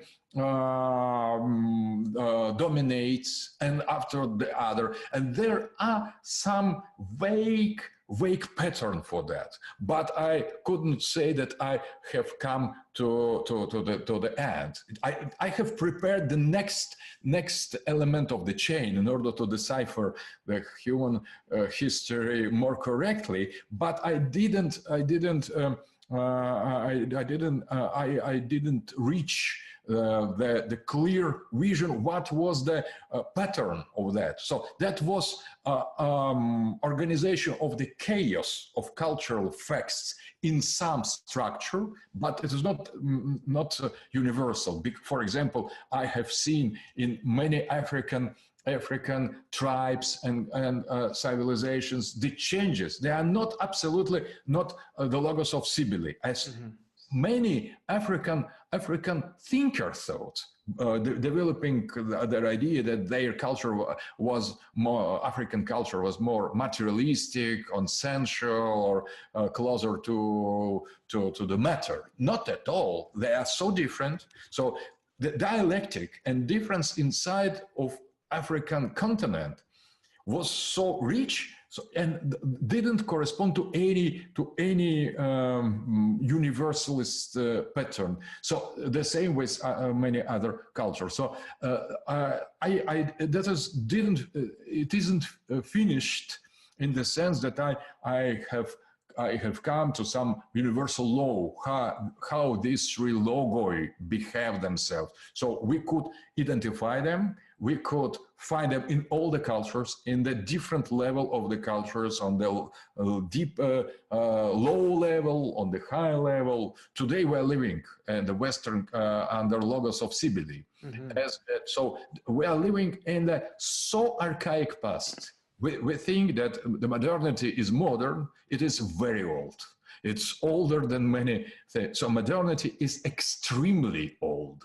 So that is the logos of Cybele that is prevailing now. That was defeated 6,000 years ago in the Mediterranean, on Eurasian continent. So that we're living in there. That is a return of Great Mother, of Titanic civilization, pre-divine civilization. So modernity has its own mystery. So in that sense, Naumachia, it is a little different than just the fight against angels. That are different meta epistemological structures conflicting with each other. And the product of this conflict, it is the history itself. History, it is the meaning of the history, and the history is nothing but the meaning.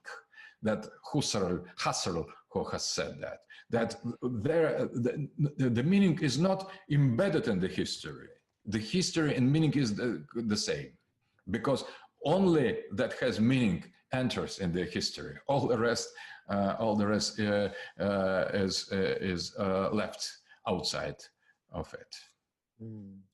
Professor, we've been going for over an hour. Would it be possible to keep you for a few minutes longer for a couple more questions, or do you need to go? Okay. Yeah, because I'm curious to ask as a follow-up to this. You've mentioned this idea that modernity lives under the logoi of Cybele. I would love if you could expand on what you mean by that a bit more, and perhaps also frame what your vision for Russia and the destiny of Russia is as kind of the... Is it the antithesis? Is it the negation of this? Is it a kind of stand aside of it? And so what are the logoi present in Russia at the moment, or did you aim for? So that is, I will try to respond.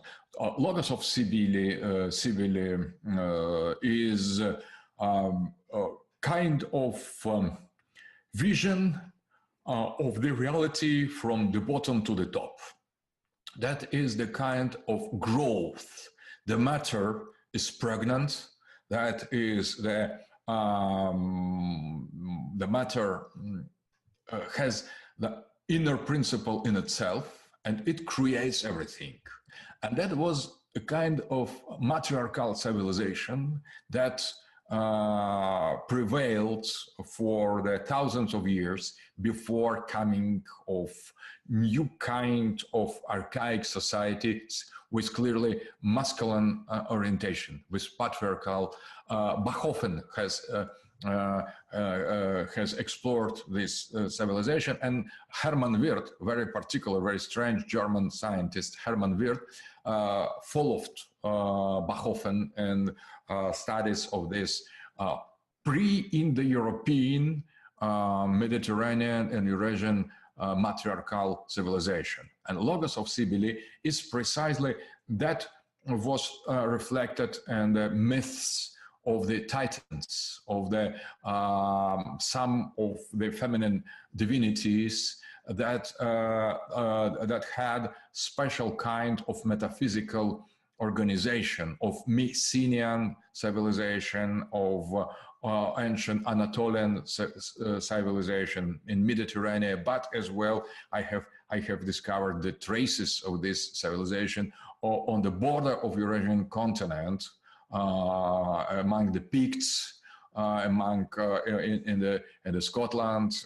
in the England, among the some Paleo-Eurasian ethnic groups of Eskimos and Inuits and other. So and Malayan culture as well. So there are the rest, the traces of this very, very ancient civilization. And in the philosophy, in the pre-Socratic philosophy, that was as well present in the atomist theories of Democritus, for example. So the atomist idea that there is something material in the beginning and the void, the atoms and the void, that is something as kind of echo of this matriarchal vision. So that was idea that everything goes from the earth or under earth, from the bottom of the reality. And the bottom of the reality is the unique reality that everything is composed on it. And that is Lucretius, for example, was representative on that, that vision. And if we compare atomism, evolutionism, this materialism of the ancient time with the modernity and the modern natural science, we will be struck by radical similarity. It's something incredibly close to that. And there was the fight between Plato and Aristotle on one hand, and the Democritus, Epicurean, this materialism in the ancient time. At that time, Aristotle and Plato have won, and materialists have lost. In the modernity, in the beginning of the modernity, it was quite opposite. There was attack against Aristotle and Plato, inside of scholastic, inside of first modern authors, Galilei, as Newton, and they have this time the atomists have won, and they have they have destroyed Plato and Aristotle, and they have installed the logos of Cybele, very ancient logos. So the modernity started with immanentist, materialist reality. That was continuation of the matriarchal, very ancient civilization that regarded the heaven as the product of the earth, and not the earth as everlasting, eternal being, as the patriarchal vision. And that started with the materialism, and now we are living in the last stage of logos of Cybele, with feminism, with emasculinization, with destruction of families. Interesting that the homosexual eunuchs participated in the early procession of Cybele. So that was a kind of change of the sex, was the one of very important spiritual practice in the cult of the Cybele. So that was castration. And castration was castration of the physical and psychical and metaphysical castration. Everything is the Great Mother. And you are used by Great Mother, you are abused by Great Mother, and you are killed by Great Mother. And you will be rebirthed once more, and that is Attis and Cybele, that are the ancient myths. Now we are coming to literal reflection of this cult in the culture we're living in, with gay prides, parades. They are purely Cybelean. We are living in the change of transsexual culture, and transsexual culture becomes political correctness, becomes political strategy of United States of America with Biden, Kamala Harris, not with Trump. So we are living in the last stage of the logos of Cybele, and that is not new. It is new for our patriarchal culture. That is new for last 6,000 of years, but it is very old, because it is much older than last 6,000 of years of our classical patriarchal Indo-European, and not necessarily Indo-European, Sumerian culture. Concerning Russia, I have dedicated to Russia 3 volumes, the last volumes of my work on Mahia, and they're the biggest ones. So it's very difficult to explain. My main idea that Russia is not too much linked to the mother, feminine. It's not that is the common image, but it is not so. And in my opinion, there are two logos dominating in Russian history. The state and the logos of the state was almost the same as in Western Europe. So the difference on the level of the Russian state mentality of the tsars, of the princes and aristocrats, boyards, were almost exactly the same as Western European. So there was not some special Russian logos in that. That was much more influenced by Byzantine culture, but that was the part of the Western European logos that was Apollinian. So Russian state was Apollinian. Sibelian elements came to Russia with modernization from the modern West, not from the West as such, but from the Western modernity. And that was from the top to the bottom. That was imposed on our population by the state. Apollinian state itself has brought Sibelian elements of modernity in the 16th century and 17th and 19th, and finally with Bolshevism. Bolshevism was the purely Sibelian creation, materialism, but it was Western. And Russian peasantry, always from the beginning, from the early stage of Russian history, had different logos. That was our case was particular, maybe because our peasantry, the majority of Russian population, was Dionysian.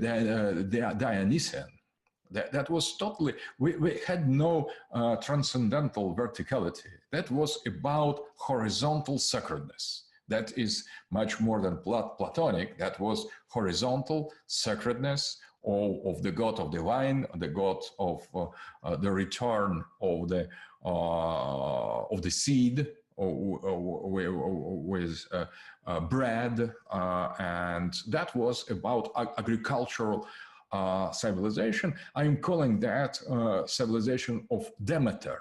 That was but that was not the same as Cybele, totally different goddess.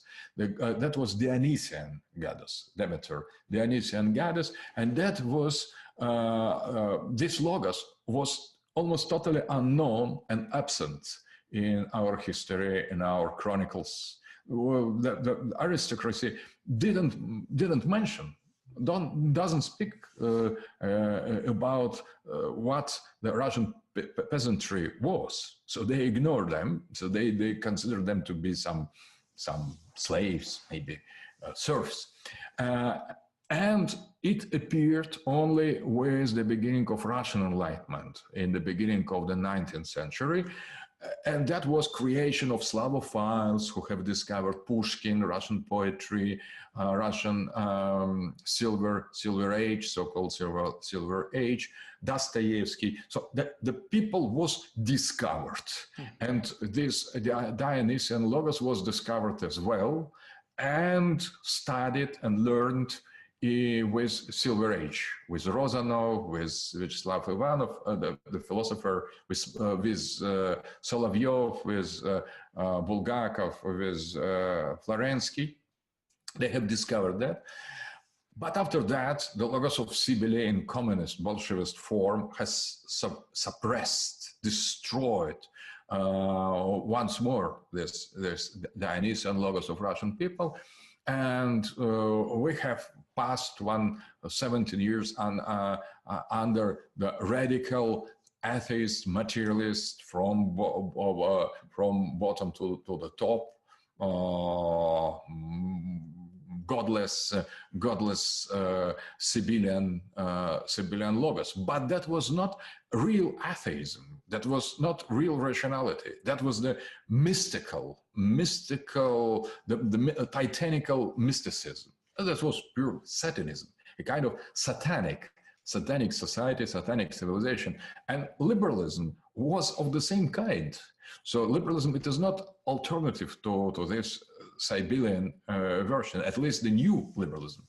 So now we are living inside of Logos of Cybele, and modern Russia doesn't represent really alternative, ideological alternative. We have many ancient traditions. We are not so modern, but we are on the same route, on the same way. We could not consider modern Russia as real alternative. In order to affirm such things, we need to have totally different society. We should be alternative, but we should discover first our real identity of the state that was Apollinian, and the identity of the people that was Dionysian, in spite or against this modernization, liberalization, westernization, and technological attack. So it is not something taken for granted, this opposition. So it is just a kind of image that Russia is really against the modernity, the Western postmodernity. But when the globalists, when they consider what Putin has done and what I have said, they have a fear that something could happen when these two lines will really intersect. So if we add the weight of real alternative to the modernity, to some up to some resistance to quick modernization that is present inside of Putin, when they add, they see the structure, the strategy, and the logic, and the purpose, and where there is just instinctive reaction. Putin doesn't say, "Oh, let us deny modernity, let us deny the West, let us deny materialism." He say, "Not now, just not now. Little later." He is not about the direction of the history. He is about the speed. As Trump, I think. Trump is not alternative, really. He just not now, a little later, not so quick. So it is about slower, and that is important. But when you start to put on the brake, to try to make the move slower. So it is the chance to change the direction. I am about to change the direction at all, not go slower. We need to go in other direction, not where these logos of Cybele suggest. So we need to avoid. It is not our destiny. It's important. So it is not our destiny, for sure. It is not the destiny of the all Western population. So some part of Western population has made this decision to go to the hell, and the other are the hostages of those who has made this decision. And being human, they can choose other camp. And interesting, in my study, I have discovered that in all societies, always where there are humans, there is possibility to have access to all three logoi. So we could not say, "Oh, there is no more logos of Apollo." Always there is the logos of Apollo. Always there is a logos of Dionysus. Prevail can one of them, and always there is the logos of Cybele. It can be that one prevails, but prevails, that doesn't mean excludes all other. So that is as well one of the secondary level laws of the noomachia. So we could not imagine human being without one of these laws. They could be hidden, they could be implicit, they could be suppressed, but they could not be absent. That is very important result of noomachia. So there is always hope. When there is the human, one human, two human, there is the hope. Because the human is not about some of the people, summarizing or collect the people. Human, that is something other. That is relation of the individual or empirical human being with the archetype. And the archetype is power. And if you get the access to archetype, you are most important at all humanity.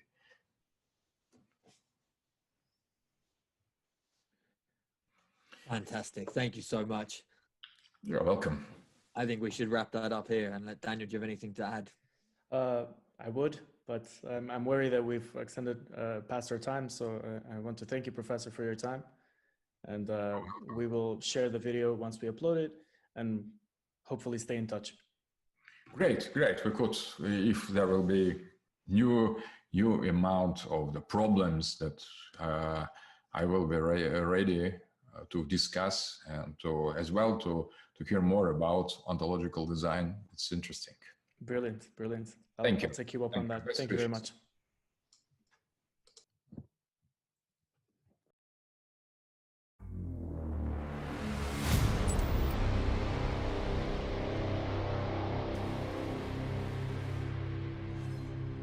My knee hurts so bad, I think I'm gonna throw up.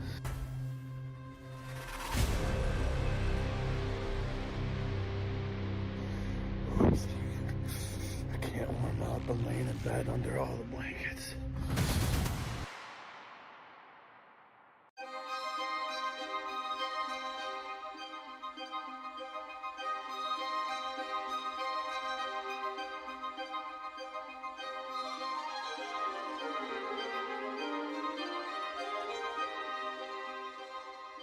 I'm John McPhee. I wanted to just sit down, take a second. They let me have the office for a second to kind of make this video. I just want to talk about my day-to-day stuff here at Origins over the past few days, and then how it went overall for me.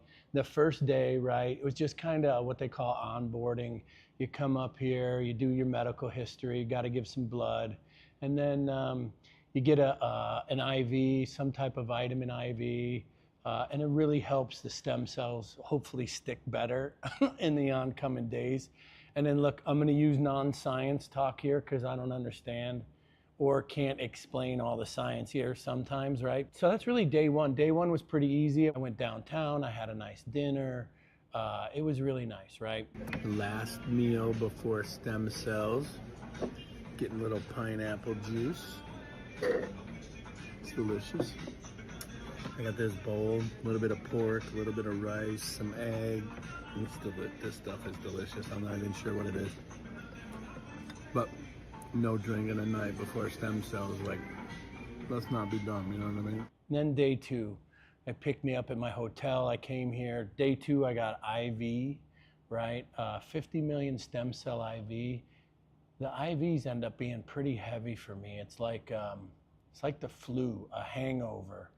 My jaws were tight, right? A little bit. This is how they made Wolverine, I think. This is how Wolverine did it. He was like, had a plush blanket in a seat, right? I think I've seen that movie, right? This is how they made Wolverine. He had a plush blanket and stem cells, right? And then we gotta get the metal stem cells later, you know what I mean? But right now, this is the part that heals them quick, I think, right? It kind of looked like, I don't know, like a guppy or something, like just floating in there. Now it's just cloudy again. And they settle because they're bigger and heavier? Yes. That's And amazing. they're not plastic, so they tend to sediment just right there. Wow. And then I got about 15 million exomes in my back. I broke my back, I don't know, sometime in Iraq. Never knew about it till later. But they injected exomes into my back. I sat through all the injections, right? Big needle into your back. The exomes are like a marker, right? Where they mark the spot where to call more stem cells to. So literally on an ultrasound, he guided the needle right, right into like the problem area of my back, right? So we're performing an ESP infiltration. Here we can see the lung sliding. So we're gonna get away from the lungs. We're gonna go to the transverse process, and then we're gonna place our needle, okay? We're gonna do an injection here. Okay, you're gonna feel some pressure in your lower back. All right, check me out. Now I'm doing this game ready cryo on the back, on my back of my neck. I'm gonna tell you, this thing is freezing. Overall, like, I got a little bit of a headache. My vision's weird. I'm a little nauseous. I don't know. I feel definitely weird. You know, the stem cells are probably cleaning my body out, you know, but I definitely feel a little weird right now. Overall, not too bad. I mean, just a little nauseous feeling. My jaws are tight. A little bit of a headache, kind of something up here. My vision's a little weird, but overall, I don't feel bad, man. So far, so good. I've had a good morning. Let's go stem cells. Check this needle out. 21 gauge by, what was it again? 110 millimeters. 110 millimeters. That's probably 4 inches, maybe? I don't know. I don't know what it is in inches. Okay, so you put this in my back. Tell me about this. Yes, and the doctor inserted just until here above. Whoa. And you did exomes? Exosomes. And then stem cells? No, they did only exosomes. He didn't put stem cells on your back. Oh. We put them right through I got the vein. IV, and then this is the exomes. Yes. In my back. Oh, and it's gonna make my back feel so much better, right? Yes, but remember, he put fluid and exosomes on your back, so you will feel a lot of stiffness and pressure on your back. So between 24 to 48 hours, the fluid will be absorbed and the exosomes will be there. Okay, but you will feel the stiffness. And the exomes tell the stem cells to come there. I love this. We're marking the spot. 45 minutes in this little tube. Let's get in. Doing a little oxygen therapy in this little oxygen chamber, right? Probably one of the smaller one I've been in. My doctor's right there, right? Yeah, what's up? Yeah. I'm gonna put on some tunes and get a nap. It's been a rough morning. I feel kind of weird, you know what I mean? So I'm just trying to relax for a little bit. I don't feel hot, and I need to eat. Right? So I'm gonna try to get some lunch here. My shoulders are kind of, I don't know, a little bit of headache. A little bit of my eyes are weird. I don't know what my eyes are about. And I feel like all these little aches and pains. Like I feel places, like my right shoulder was hurt, and I had surgery on my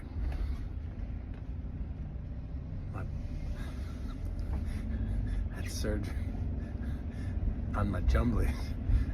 And they're hurting right now, but I had my hip hurt. It's like all these little places hurt, like the stuff's going through my body, finding all these old injured places or something. It's kind of weird, but and then from there, like that was the end of the day. I went back, and then I was in my room from then on. Like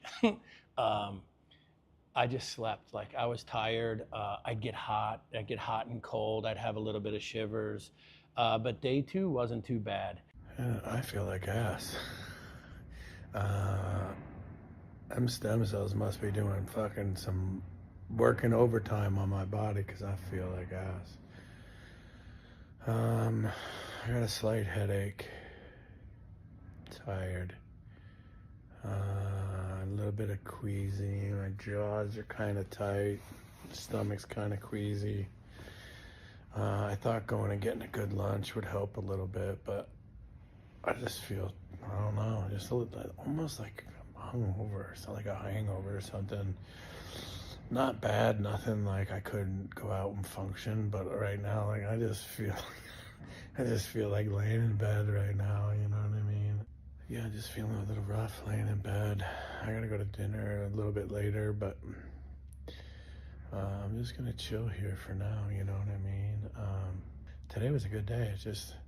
I'm just a little under the weather. I mean, it's nothing I would complain about, and I would go out and function if I had to work or something. But the reality is like, I don't got to. Like, this feels just as good right now, you know? Day 3 was a big day, right? Day 3 started with some PEMF therapy. You sit in a chair.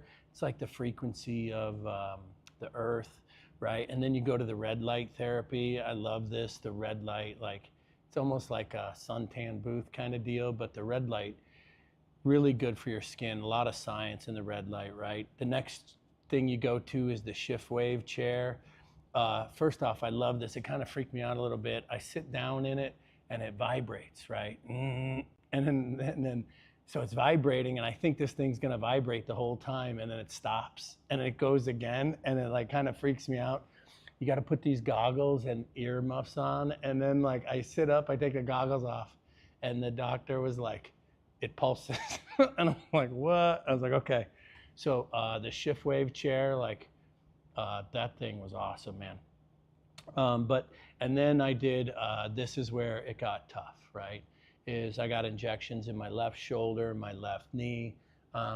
Over the years, these things have taken the most abuse. So I had to get, literally, I got a shot in the outside of my knee, 2 on the inside of my knee, 1 on the inside of my shoulder, and I think 1 on the outside of my shoulder. The doctor guided the needle right to the spot. I mean, couldn't have been more precise. You can see on the little screen the stem cells. I took pictures. And the shots, first off, I didn't know a needle could go that far in my body. But when he gave me the shots, it really didn't hurt that much. The shots I was fine with, like all the shots didn't hurt. And then I got the another 50 million stem cell IV, right? Game ready cryo. I got it on my knee too. I'm under a heating blanket, but this cryo is so cold, makes me freezing. Another 50 million stem cells today. Should be good. So that's 100 million stem cells total, 25 million exomes, 15 in my back, 5 in my shoulder, and then 5 in my knee. That's it. 50 million stem cells. What do you think about that? I like it. Do you like it? Yes. This kind of hit me hard. When I left here, I was fine, but I was in the car on the way back. By the time I went to get out of the car, I had a hard time walking into my hotel room, and I had to like sheer grit the last 20 feet. I feel a little hungover, not as bad as yesterday. A little nauseous, a little bit of locked jaw, a little bit of stomach. Not that bad, little headache, but my knee while I was sitting in the chair just swelled up. I can't tell you how bad.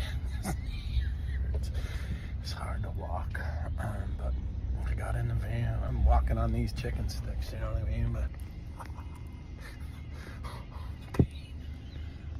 walking really slow, trying to get back to my room. I don't feel so good right now. My knee hurts so bad, I think I'm gonna throw up. But I'm only like 20 feet from my room. I made it this far. I'm gonna fucking make it all the way, you know what I mean? I'm freezing too, man. Like I'm jackhammered cold. Like, made it back to my room. I'm laying down.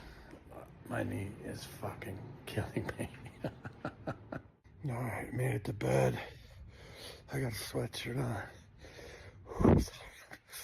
I can't warm up. I'm laying in bed under all the blankets. I can't warm up. I'm jackhammer cold. I just gonna lay here for a little bit. I forgot my medicine here. I forgot my medicine. Luckily, I texted, and a sweet angel brought it to the hotel for me. They were gonna bring it up, but I knew I needed to get up and move around, right? So I walked down to the front desk. It was like all I could muster. In the height of this pain, I went down to the fucking front desk and got these pills and walked up out of just sheer hate. You know what I mean? Grit, fucking will. And then when I got the pills, I forgot I stopped like taking pills. I stopped taking opioids. I stopped taking, that's like the first thing you do, get rid of the VA pills, and then I was a little bit like, should I take them or not? And then I had to research them, and once I knew what they were, I took them. Pain instantly went away, and then I think it's like some super Advil or Tylenol. I forget the name of the stuff, but I had to take these 2 pills. But I'll tell you, these 2 pills together, like that shit worked, right? And then finally around, I don't know, 11 o'clock, midnight, I started feeling better. Fucking finally got hungry, so I ate a steak. I went all day without food. Like, I'm in pain. I don't fucking need to eat. Like, it's the dumbest thing ever, And then my room service gets here around midnight, and then it was like, I was too tired to eat. I fucking ate that shit. I got a skirt steak, chimichurri, I got some fruit. It was only bad for a couple hours. Pain went away, the kind of meds kicked in, and then I was kind of good to go, but I really stayed in bed. And I will tell you, for a couple hours there, it was real pain. I mean, I stopped taking medicines years ago. I don't take any pills. I just take vitamins. I eat proper. I think anything you put in my body, it like acts immediately, I think it's why I don't get sick. I will tell you this, the shots itself, man, they literally went into the places that hurt. Buried that thing into my shoulder. He like got all the way in, and like where it actually hurt, where my shoulder hurt the most, like the point of the needle touched, and you could see it on the screen. And the guy injected the exomes in there, right? Like 4 million in the back, 1 million in the front. The bicep tendon was my front shoulder problem, and that guy injected those exomes right into the bicep. It feels like right now, I'm in manageable pain right now, and I won't let anyone know I'm in pain. I'll walk around just fine. No one will ever know it, but it feels like right now someone is fucking stabbing me with an ice pick in the back of the shoulder. That's what it feels like right now. Look, I took them shots like a fucking champ, man. I didn't fucking flinch. I did nothing. I took pictures and video. My knee, man, that dude fucking went deep inside. I didn't know you could stick a needle that far in a joint or some shit. 4 million to the inside of my knee. They call that the gooseneck. That's what always hurts me, the inside of my knee. And then he did 1 million to the outside, because on the ultrasound he's seen some shit. You know what I mean? So I got 3 different shots in 3 different places, and the knee, when he hit what hurt in the knee on the inside of my knee, the gooseneck, literally the needle like punctured or touched or the spot that fucking hurts, and like I just sat there and took it, man. Okay, and then the last day, right? You just come in and you do your last IV. The last IV is heavy. It's like I don't know, I get the shivers. My body reacts immediately, right? But it's like a heavy blanket. And then when I sat down, I was getting the IV. Then the nurse was like, "Do you need the electric blanket?" And I was like, "No, I don't think so. I think I'm pretty good today, right?" And she brought it over anyway because she knew I would need it. But I just kind of shiver, and it like, I don't know, the light gets really bright. It's like a heavy blanket on me. Those Wolverine movies or Deadpool, like when they're in pain going through their fucking shit. I'll never look at that the same. I know that deal, I felt like I knew that deal last night. My last 50 million stem cells. I'm through the worst of it, you know what I mean? Back to work, stop being such a baby, let's get to it, But I feel great today. I think my skin is great today. It's kind of weird how that, I don't know, but just me out here getting these stem cells, you know what I mean? What a great day. I'm so grateful. Walking out of Origins, just finished my last IV today. Kind of got the jackhammer shivers. I got that plush throw electric blanket, and man, I sat there for a while. I think I almost fell asleep in there. I don't know how long I was sitting in that chair for, but like it messes with you a little bit. It messes up my vision. I was kind of like sleepy, but not, you know what I mean? I went back to my hotel after this, and I just went to bed. Now, Today's day 5, and I feel amazing, man. I had to get up. Food tasted better. I ate breakfast like a savage this morning. I couldn't believe how much I ate. Food tasted better than ever, right? So I'm kind of at about normal levels of pain. I mean, I can't imagine what it would be like to be pain-free, which I think is coming. But I think I'm at normal levels of pain. What do I mean by that is I've gone in the dojos and fought guys in worse pain than I am now. So no worse for wear. This is day 5, right? So can only imagine where I'd be in a week. I think my body's accepting it pretty well. And I just feel great today. I just wanted to sit down for a second and just kind of describe the whole process. Man, I couldn't be happier. I will say this is, they took really good care of me here. I've been in a lot of elite organizations my whole life, right? You know, I've been in the unit, I've been in, you know, special forces, I was a ranger. I've been in a lot of organizations and teams, and I'm gonna tell you this, these guys here, like, this is high level elite team stuff. And the reason I say that is because you can always tell, it's always like a trickle down effect. Great organizations whose leadership cares, the bosses care, right? They treat everybody great. That trickles down and everybody ends up doing their job well, treating people well, right? So I think this is the hallmark of great organizations. These people took great care of me. I've had 0 issues. Had to run me my medicine after hours, like who does that, right? It's my fault I forgot it. And this angel saved me, right? So these are all hallmarks of what I think is a great organization. And I couldn't be happier with my experience here.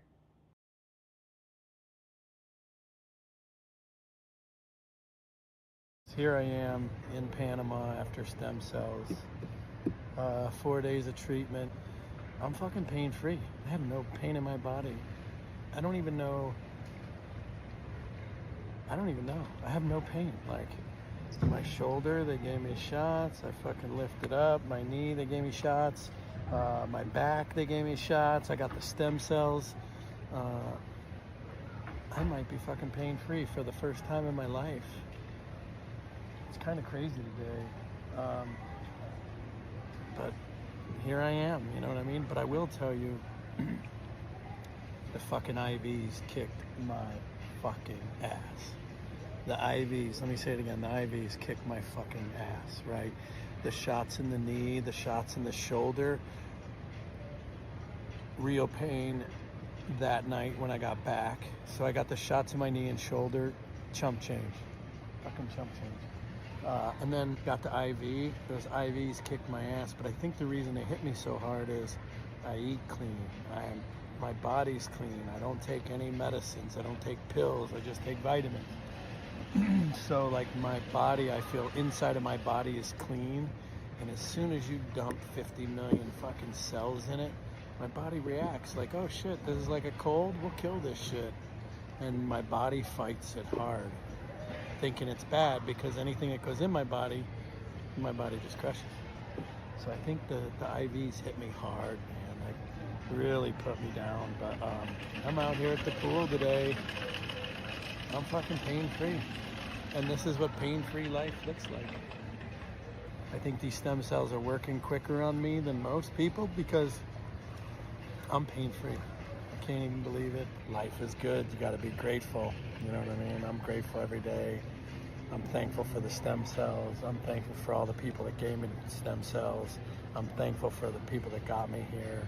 You know what I mean? And I just want to say thanks to everybody. You know what I mean? My life has been great. I got 0 complaints. I believe in karma. I believe in instant karma. And look where I am. You know what I mean? It pays to be good. You know what I mean? It pays to be good.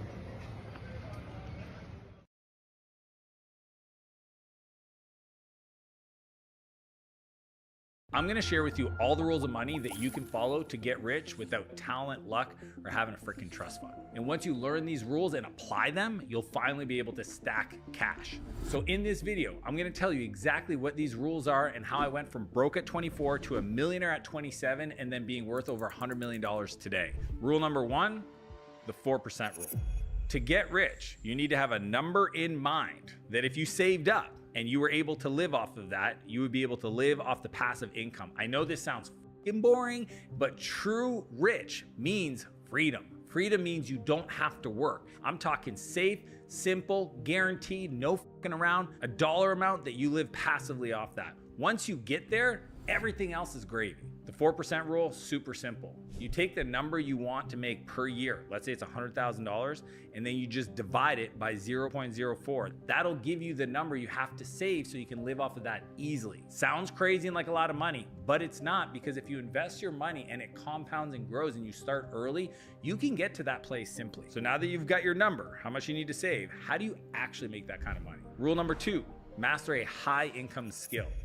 If you already knew how to make that kind of money, you'd be making that kind of money, which means you're gonna have to invest in yourself to develop a skill that the world values. That's why it's called high income skill, meaning people are gonna pay you a lot of money for your time to do that work. The best part is that everybody has access to the same tools. The information's out there. It's just most people pretend like they can't solve this problem. You don't have to spend 200 grand to go to some fancy university to learn any of this. You can do it on your own. So here's how you simplify it. All high income skills can fall into one of four categories. The first M is make, means you're a creator. You either edit videos, you create websites, you create video scripts, you create things that other people value. It sounds so simple, but most people never learn how to make a solution. They make a piece of solution, but not the complete thing. The second M is market. If you know how to get somebody to pay attention and redirect that focus to buying something, people will pay you a lot of money to do that for their business, to get customers. Even more important than the next one, which everybody talks about, which is monetize or sales. Like the ability to talk to somebody and get them to part with their money, incredibly valuable. But if you're asking me which one's more valuable, marketing or sales, marketing's more valuable. Sales is just easier to learn. And the final one is manage. People will pay top dollar to have somebody come in and manage a project, manage an outcome, manage a problem for them. So the way I look at it is four components, and you can look up Ikigai. What do you love? What are you good at? What does the world need? And what can you get paid for? If one of those four seems like a default for you, maybe it's marketing or making or monetizing or managing stuff, the key is mastery. Decide to be the best in the world at it and stick with it for at least 1,000 days. Like go all in and find somebody to pay you to do that work. But here's the deal. Even a high income skill won't make you rich if you don't own anything. Which brings us to rule number 3. Don't work for your money, make your money work for you. This one's gonna be hard for people to understand because the whole world is trying to convince you to do this, which is work for a salary. The only way you're gonna get really rich is to own a part of the business. Wages might feed you, but ownership frees you. See, if the accountant, the lawyer, the doctor goes on vacation, guess what? It's not the cost of the vacation that's the most expensive thing for them. It's not working. The truth is those people are highly paid, but they're not rich because they don't have freedom. A business owner creates a machine or an engine that makes money, and they get paid whether they show up to work or not because the machine runs. Owning a piece of a machine is how you get wealthy, but if you want to get there faster, you need to understand what I'm about to share. Phase 1, you have to build cash piles with your high income skills. You literally need to learn how to save. The more you can save, the more resources you'll have to do something with. You can't buy into a business. You can't invest into your business to increase your equity ownership if you don't have any cash. Phase 2 is reinvest in your best asset, yourself. Because you will take you with you to every interaction for the rest of your life. And you becoming better, meaning you communicating better, you persuading other people better, you getting other people to support you in your dreams, that investment will pay off dividends way bigger than any other business investment. Phase 3 is to invest those profits or that cash into assets. That's the ownership side. For most people, the simplest thing to do is buy a low-fee index fund, like a Vanguard for the S&P 500, something simple. My son Noah literally has 70% of his savings in an S&P 500.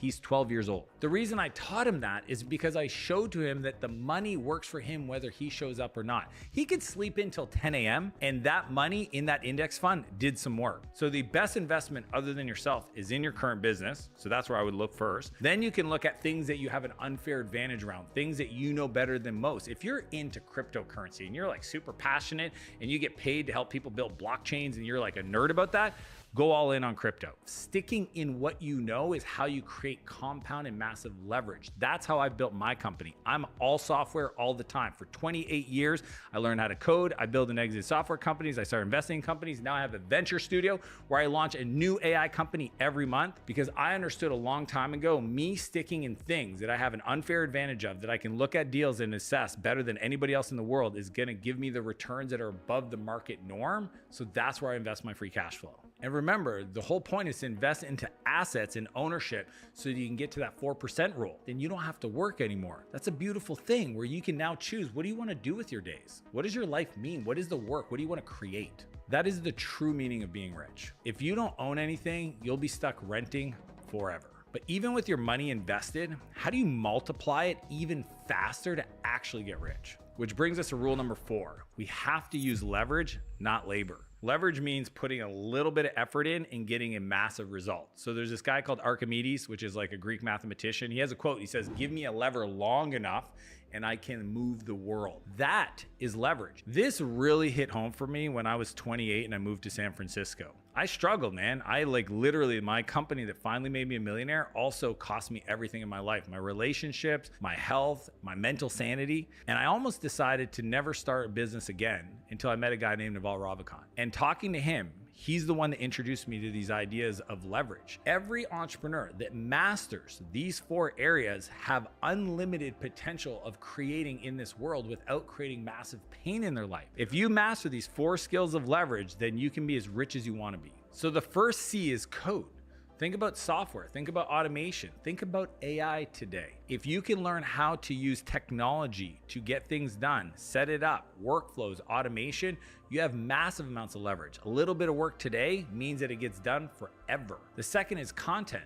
When I look at a playbook, a checklist, that's a piece of content, but that content can create a recipe that can have somebody else do something for you 1,000 times, 1,000,000 times without taking any more of your time, right? When I look at the videos that I create here, I can use this video right here to share with all the young men that I mentor in my Kings Club program so that they can learn how to get rich. I shoot this video once and it can be seen by 10 million people, massive amounts of leverage. The third is capital. And capital is about how do I use my money to create more money. So if you think about it, if I have money and I can run ads, I can hire people, I can invest that into opportunities that's going to generate returns, then I can have my capital work for me. I can get massive amounts of leverage. And the fourth is collaboration. It's how do you work with other people? You know, people want to see good people win. People want to help people where they can make money with them. So learning how to partner, learning how to recruit, learning how to manage people, the emotional intelligence of other humans, that skill creates massive amounts of leverage. Think about like all these luminary people like Gandhi and Oprah and The Rock even,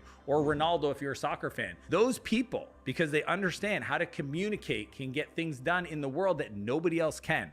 That's leverage. It's so cool because leverage is like a volume knob for your skills. If you want to get more done, then you just have to like learn how to ramp up your skill and put the volume up. The more volume you go up, that's the effort that goes down. The bigger the outcome on the other side of that is going to be. And then when it comes to hard work, the hard work adds, but leverage multiplies. See, that's why I call them multipliers, is that you can work as hard as you want. The guy that's changing a roof or digging a hole in the ground, he's working hard. If he understands how to get leverage, he's gonna get more done. Your effort stops looking like adding and you start multiplying your outcomes. And in fact, the biggest leverage for most people, and this is true for me, is hiring an executive assistant. Somebody that can buy back 10, 15, 20 hours of your week doing mundane tasks, things that don't add value to your work, don't add your skill set, don't teach you how to invest your money. Most people struggle with understanding what to give them. So if you want access to my internal EA playbook that I use, it's like 27 pages of all the best things, over 15 years of perfecting this, just click the link in the description. I'll send you a copy over for free. But multiplication is useless if no one sees you. That's why we have to master rule number 5. We have to get distribution over creation.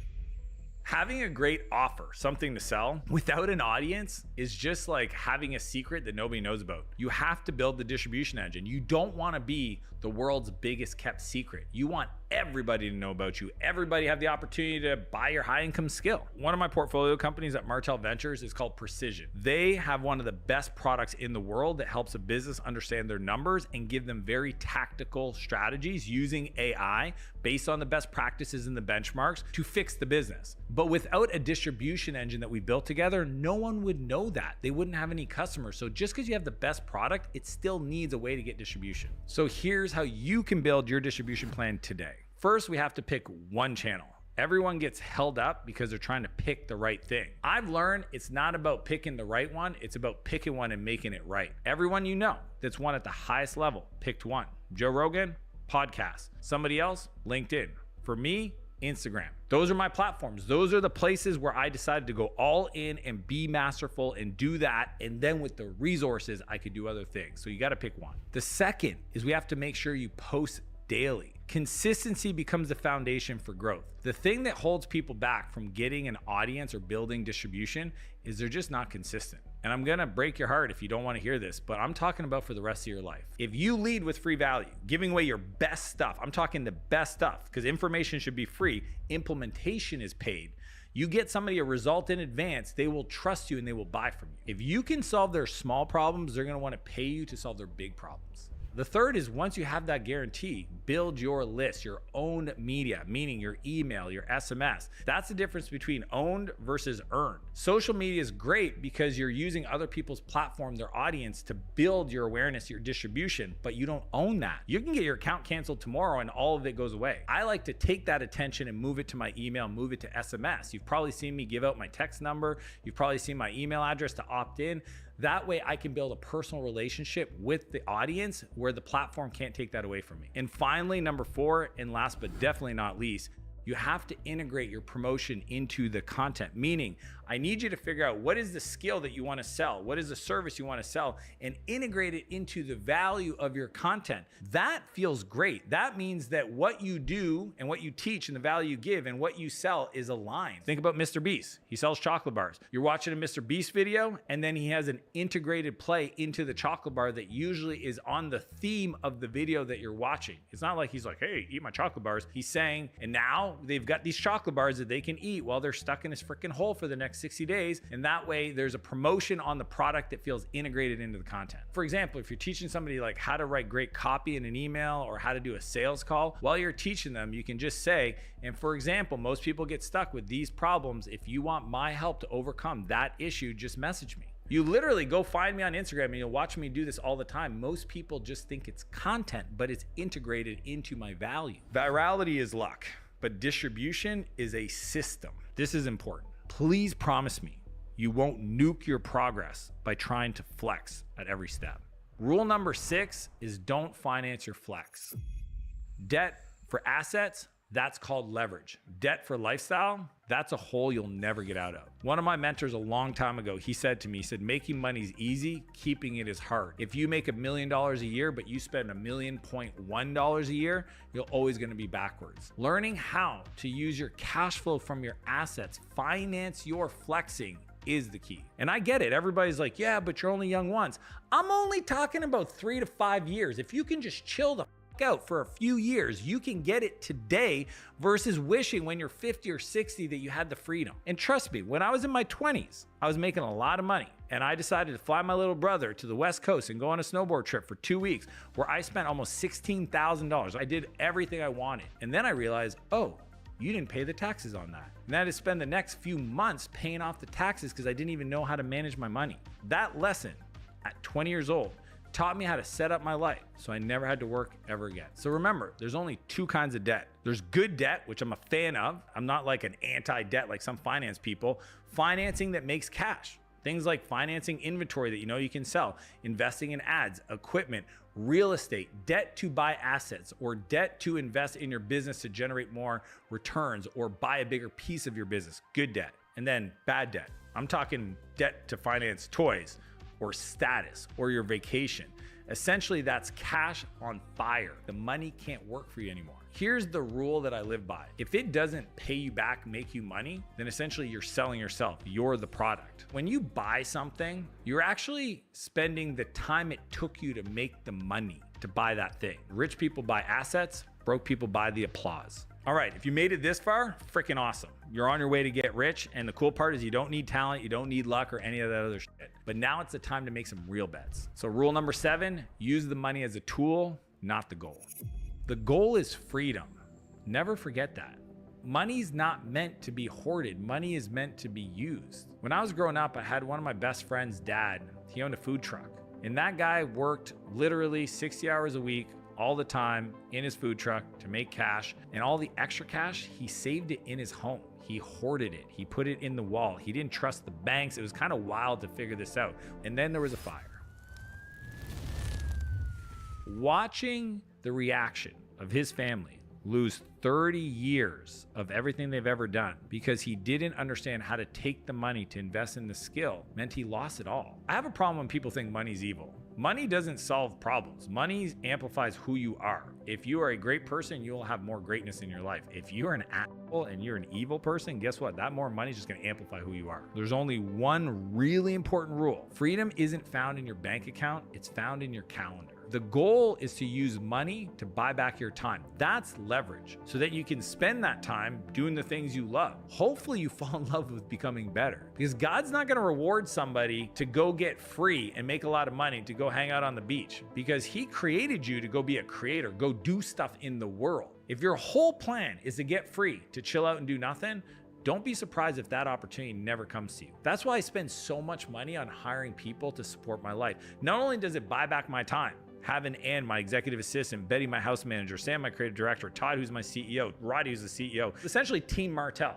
It's I get to invest in those people, help those people create their dreams, create a bigger future for all of us to win in. That to me is the whole point about having money, is creating richness not only in my life, but in other people's lives. And by the way, speaking to my team member, especially my executive assistant and my admin team, if you want my playbook, just click the link below and I'll send it to you. This is literally 15 years perfected into the tightest, simplest format for my structure, my templates, my North Star metrics. It's all there for you. Just click the link in the description below. Achieving freedom is the goal, but the real reward is actually not the money. It's who you get to become in the process.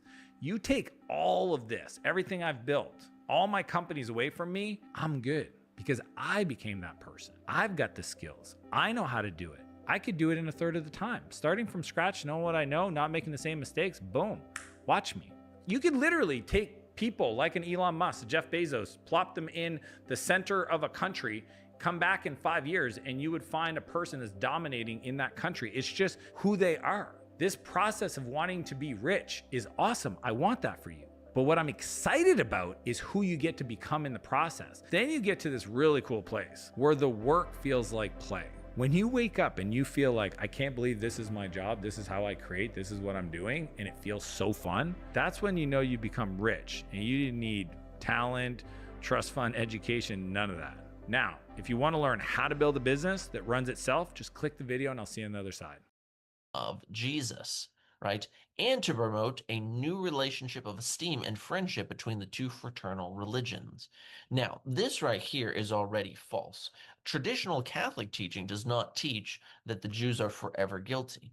Rather, it teaches that Jews who participate in the persecution and the degradation of Christianity participate in the blood curse of the Lord Jesus, but not just because you're ethnically Jewish. Of course, there are people who are uneducated, a lot of midwits out there, right, who do believe that, but that's not, of course, the case when it comes to at least traditional Catholic standards, to be fair to Catholicism. Now, what's interesting about this, again, is that they gave their inspiration, right? They gave their influence that inspired John Paul II, or excuse me, John the 23rd, to call for Vatican II's teaching on the document of the Jews. This is, of course, the famous Nostra Aetate. What we see here is it says this: their emissaries, the great Rabbi Abraham Yosef Hushel, subsequently had an audience with Pope John the 23rd and was frequently summoned, right? So frequently summoned by Cardinal Augustin Bea, right? Who is, if you guys know your history of the Vatican, he was the ultra-liberal head of the Secretary of State, if memory's right. He was summoned by this ultra-liberal for consultations during the Second Vatican Council. So a Jewish rabbi, right, is being a consultant to Vatican II. On behalf of this rabbi, he prepared several groundbreaking memorandas essential to drafting the revolutionary new document on the Catholic-Jewish relations. So they worked hand in hand with Jews to help promote this document, Nostra Aetate.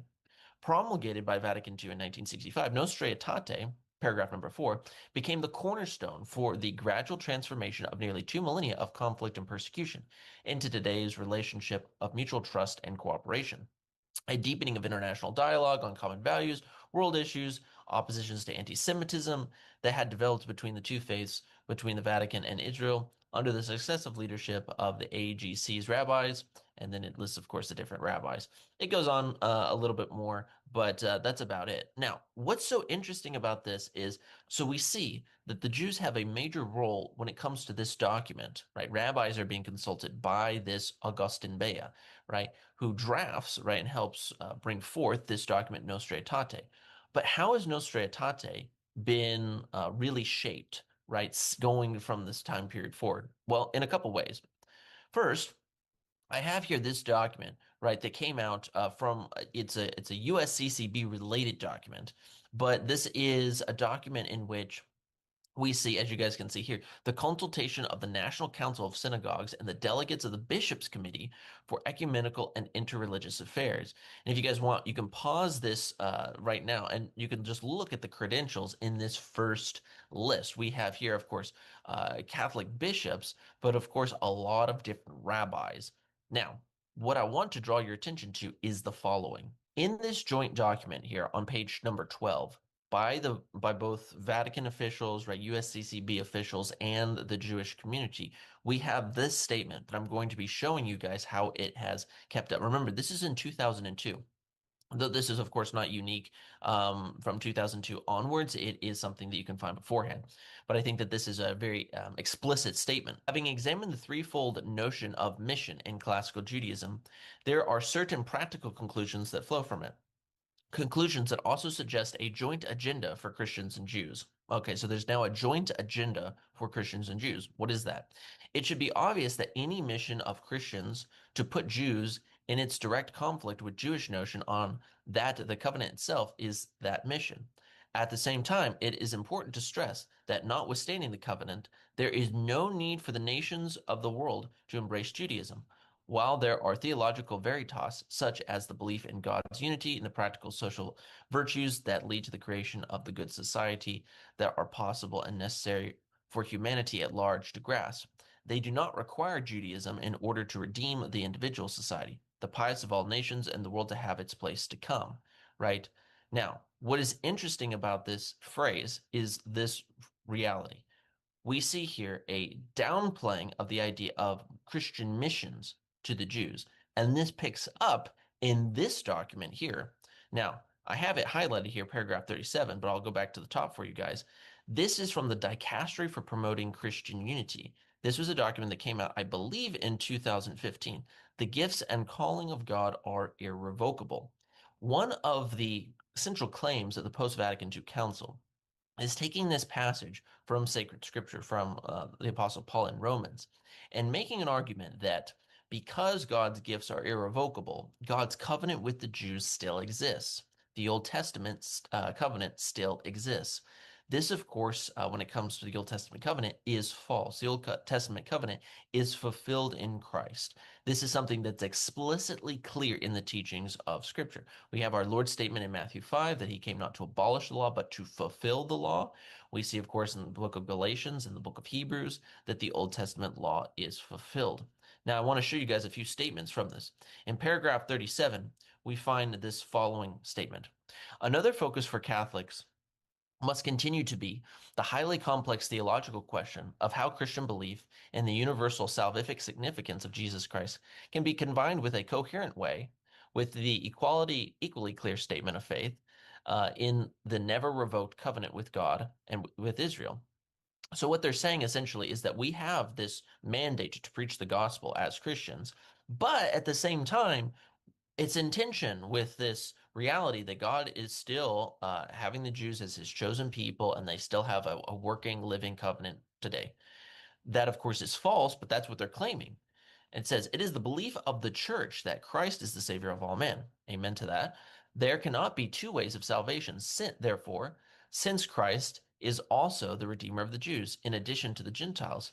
Here we confront the mystery of God's work, which is not a mystery of missionary effort to convert Jews. So the church's mission is not to convert Jews, which I'll show even more explicit in a second, but rather that the expectation of the Lord will bring about the hour when we will all be united, when all people shall call on God with one voice and serve him shoulder to shoulder. Nostra aetate.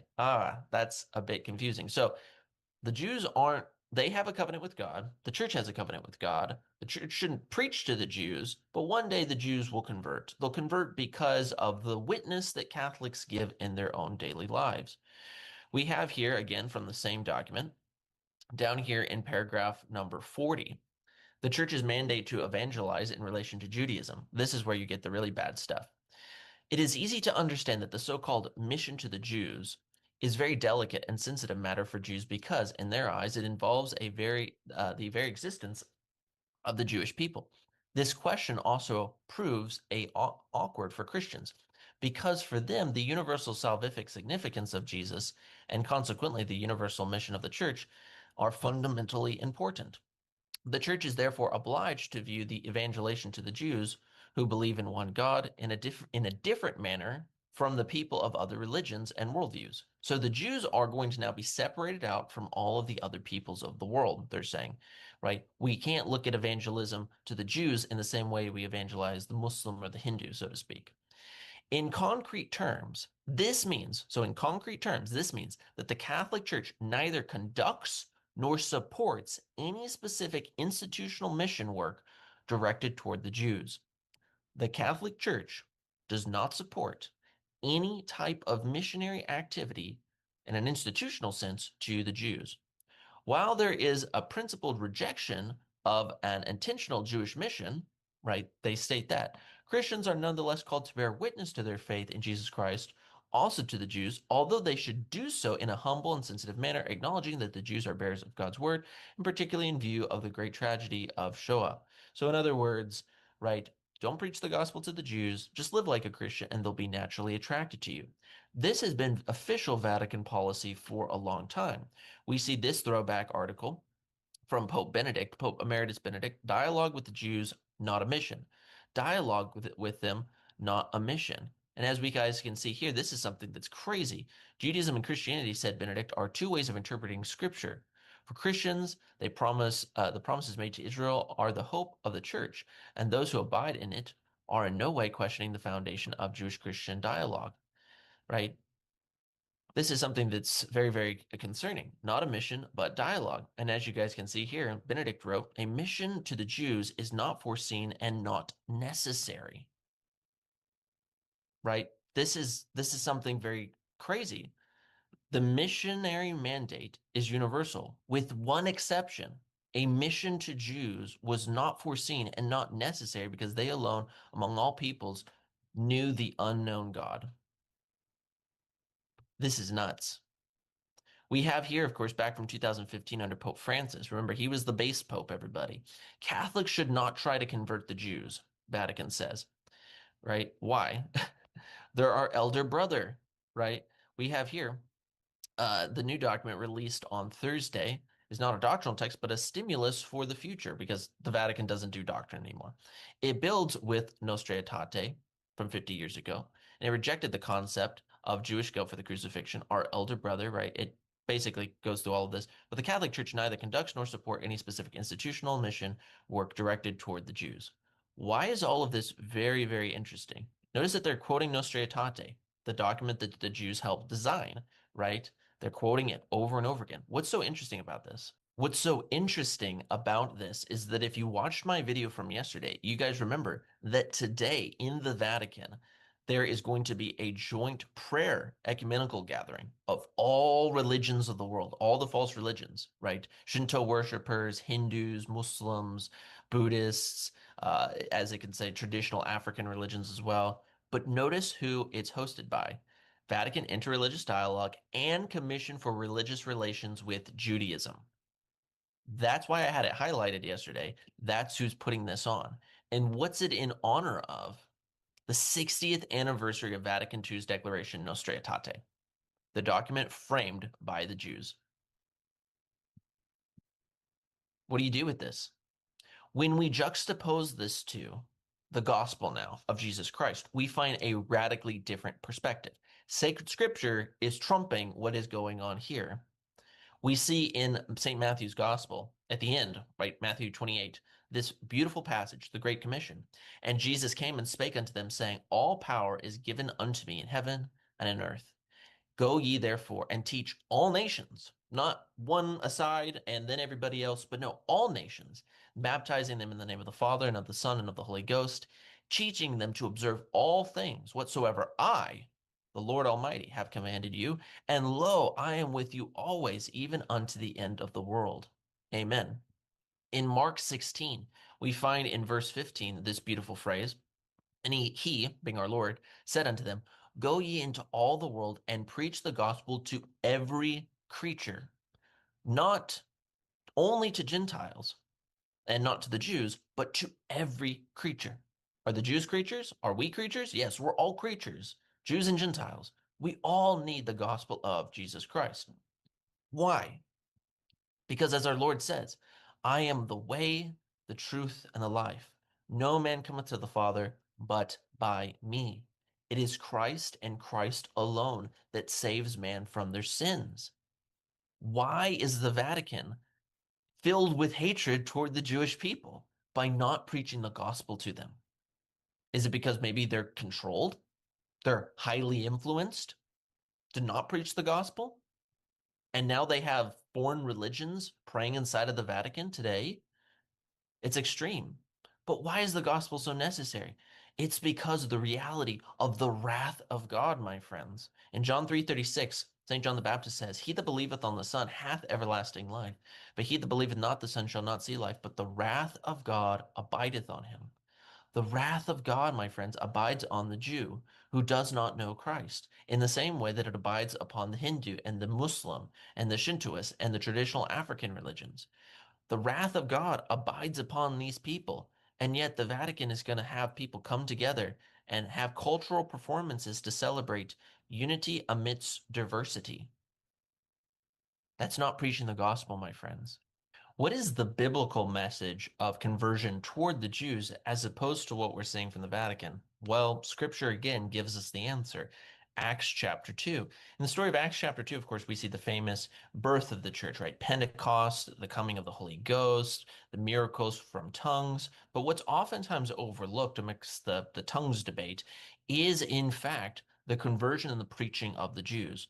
What we see here is that Jews from all over the world are inside of Jerusalem for the festival day. They think that the apostles are crazy, right, for speaking in other tongues, particularly their own native tongues without interpreters. And then, of course, we see they come to the house and Peter prophesies to them and he preaches the gospel. And we see this from around verse 14 all the way to the end of the passage. We see that what he does is that he preaches the gospel. He pulls from different Old Testament analogies. And then he comes all the way down here. And he says this, ye men of Israel, hear these words. So, ye men of Israel, the Jews, Jesus of Nazareth, a man approved by God among you by miracles and wonders and signs, which God did by him in the midst of you, as ye yourselves also know, and him being delivered by the determinate counsel and foreknowledge of God, ye have taken, and by wicked hands have crucified and slain. So Peter does not avoid issues when it comes to Jewish Christian relations and let's not talk about things, let's just be a living witness. He doesn't. He preaches the gospel to them. And what he does is the fruit of the Holy Ghost, right, in the context of conversions takes place, because when we look here, it says this, now when they, right, the Jews, heard this, they were pricked in their hearts and they said unto Peter and to the rest of the apostles, men and brethren, what shall we do? And then, of course, Peter's famous saying, Peter said to them, repent and be baptized for every one of you in the name of Jesus Christ for the remission of your sins, and ye shall receive the gift of the Holy Ghost. Right? So repent repent, turn away. Repentance, of course, presumes faith. So believe on and then be baptized, right? In the name of Jesus Christ, not in the name of anybody other. That's the biblical method. We don't see this qualifying statement in the New Testament that says the Jews shouldn't be preached to. In fact, the first thing that takes place inside of the birth of the church is preaching to the Jews. I don't see the continuity here. And then finally, we have here, this was a passage of scripture I wanted to quote yesterday. This comes from 2 Thessalonians chapter 2. It's talking about the coming of Antichrist. And it says this, and with all deceivableness of unrighteousness in them that perish, right? So all of these people, they're going to be perishing. Why? Because they receive not the love of the truth that they might be saved. Many people, my friends, will be damned because they did not receive the truth. But also why? For this cause God shall send them a strong delusion. God shall send a strong delusion, that they should believe a lie. Why? That all might be damned who believe not the truth, but have pleasure in unrighteousness. As we finish, my friends, this is something for us to practically discern within our own heart and ask the Holy Ghost by his power to reveal to us. Do we have pleasure in unrighteousness? Do we have pleasure in sin and iniquity? Because remember what our Lord says in Matthew chapter 7. He says, depart from me, ye that work iniquity, ye doers of lawlessness, right? This is something that's very grave. We have to consider it. Are we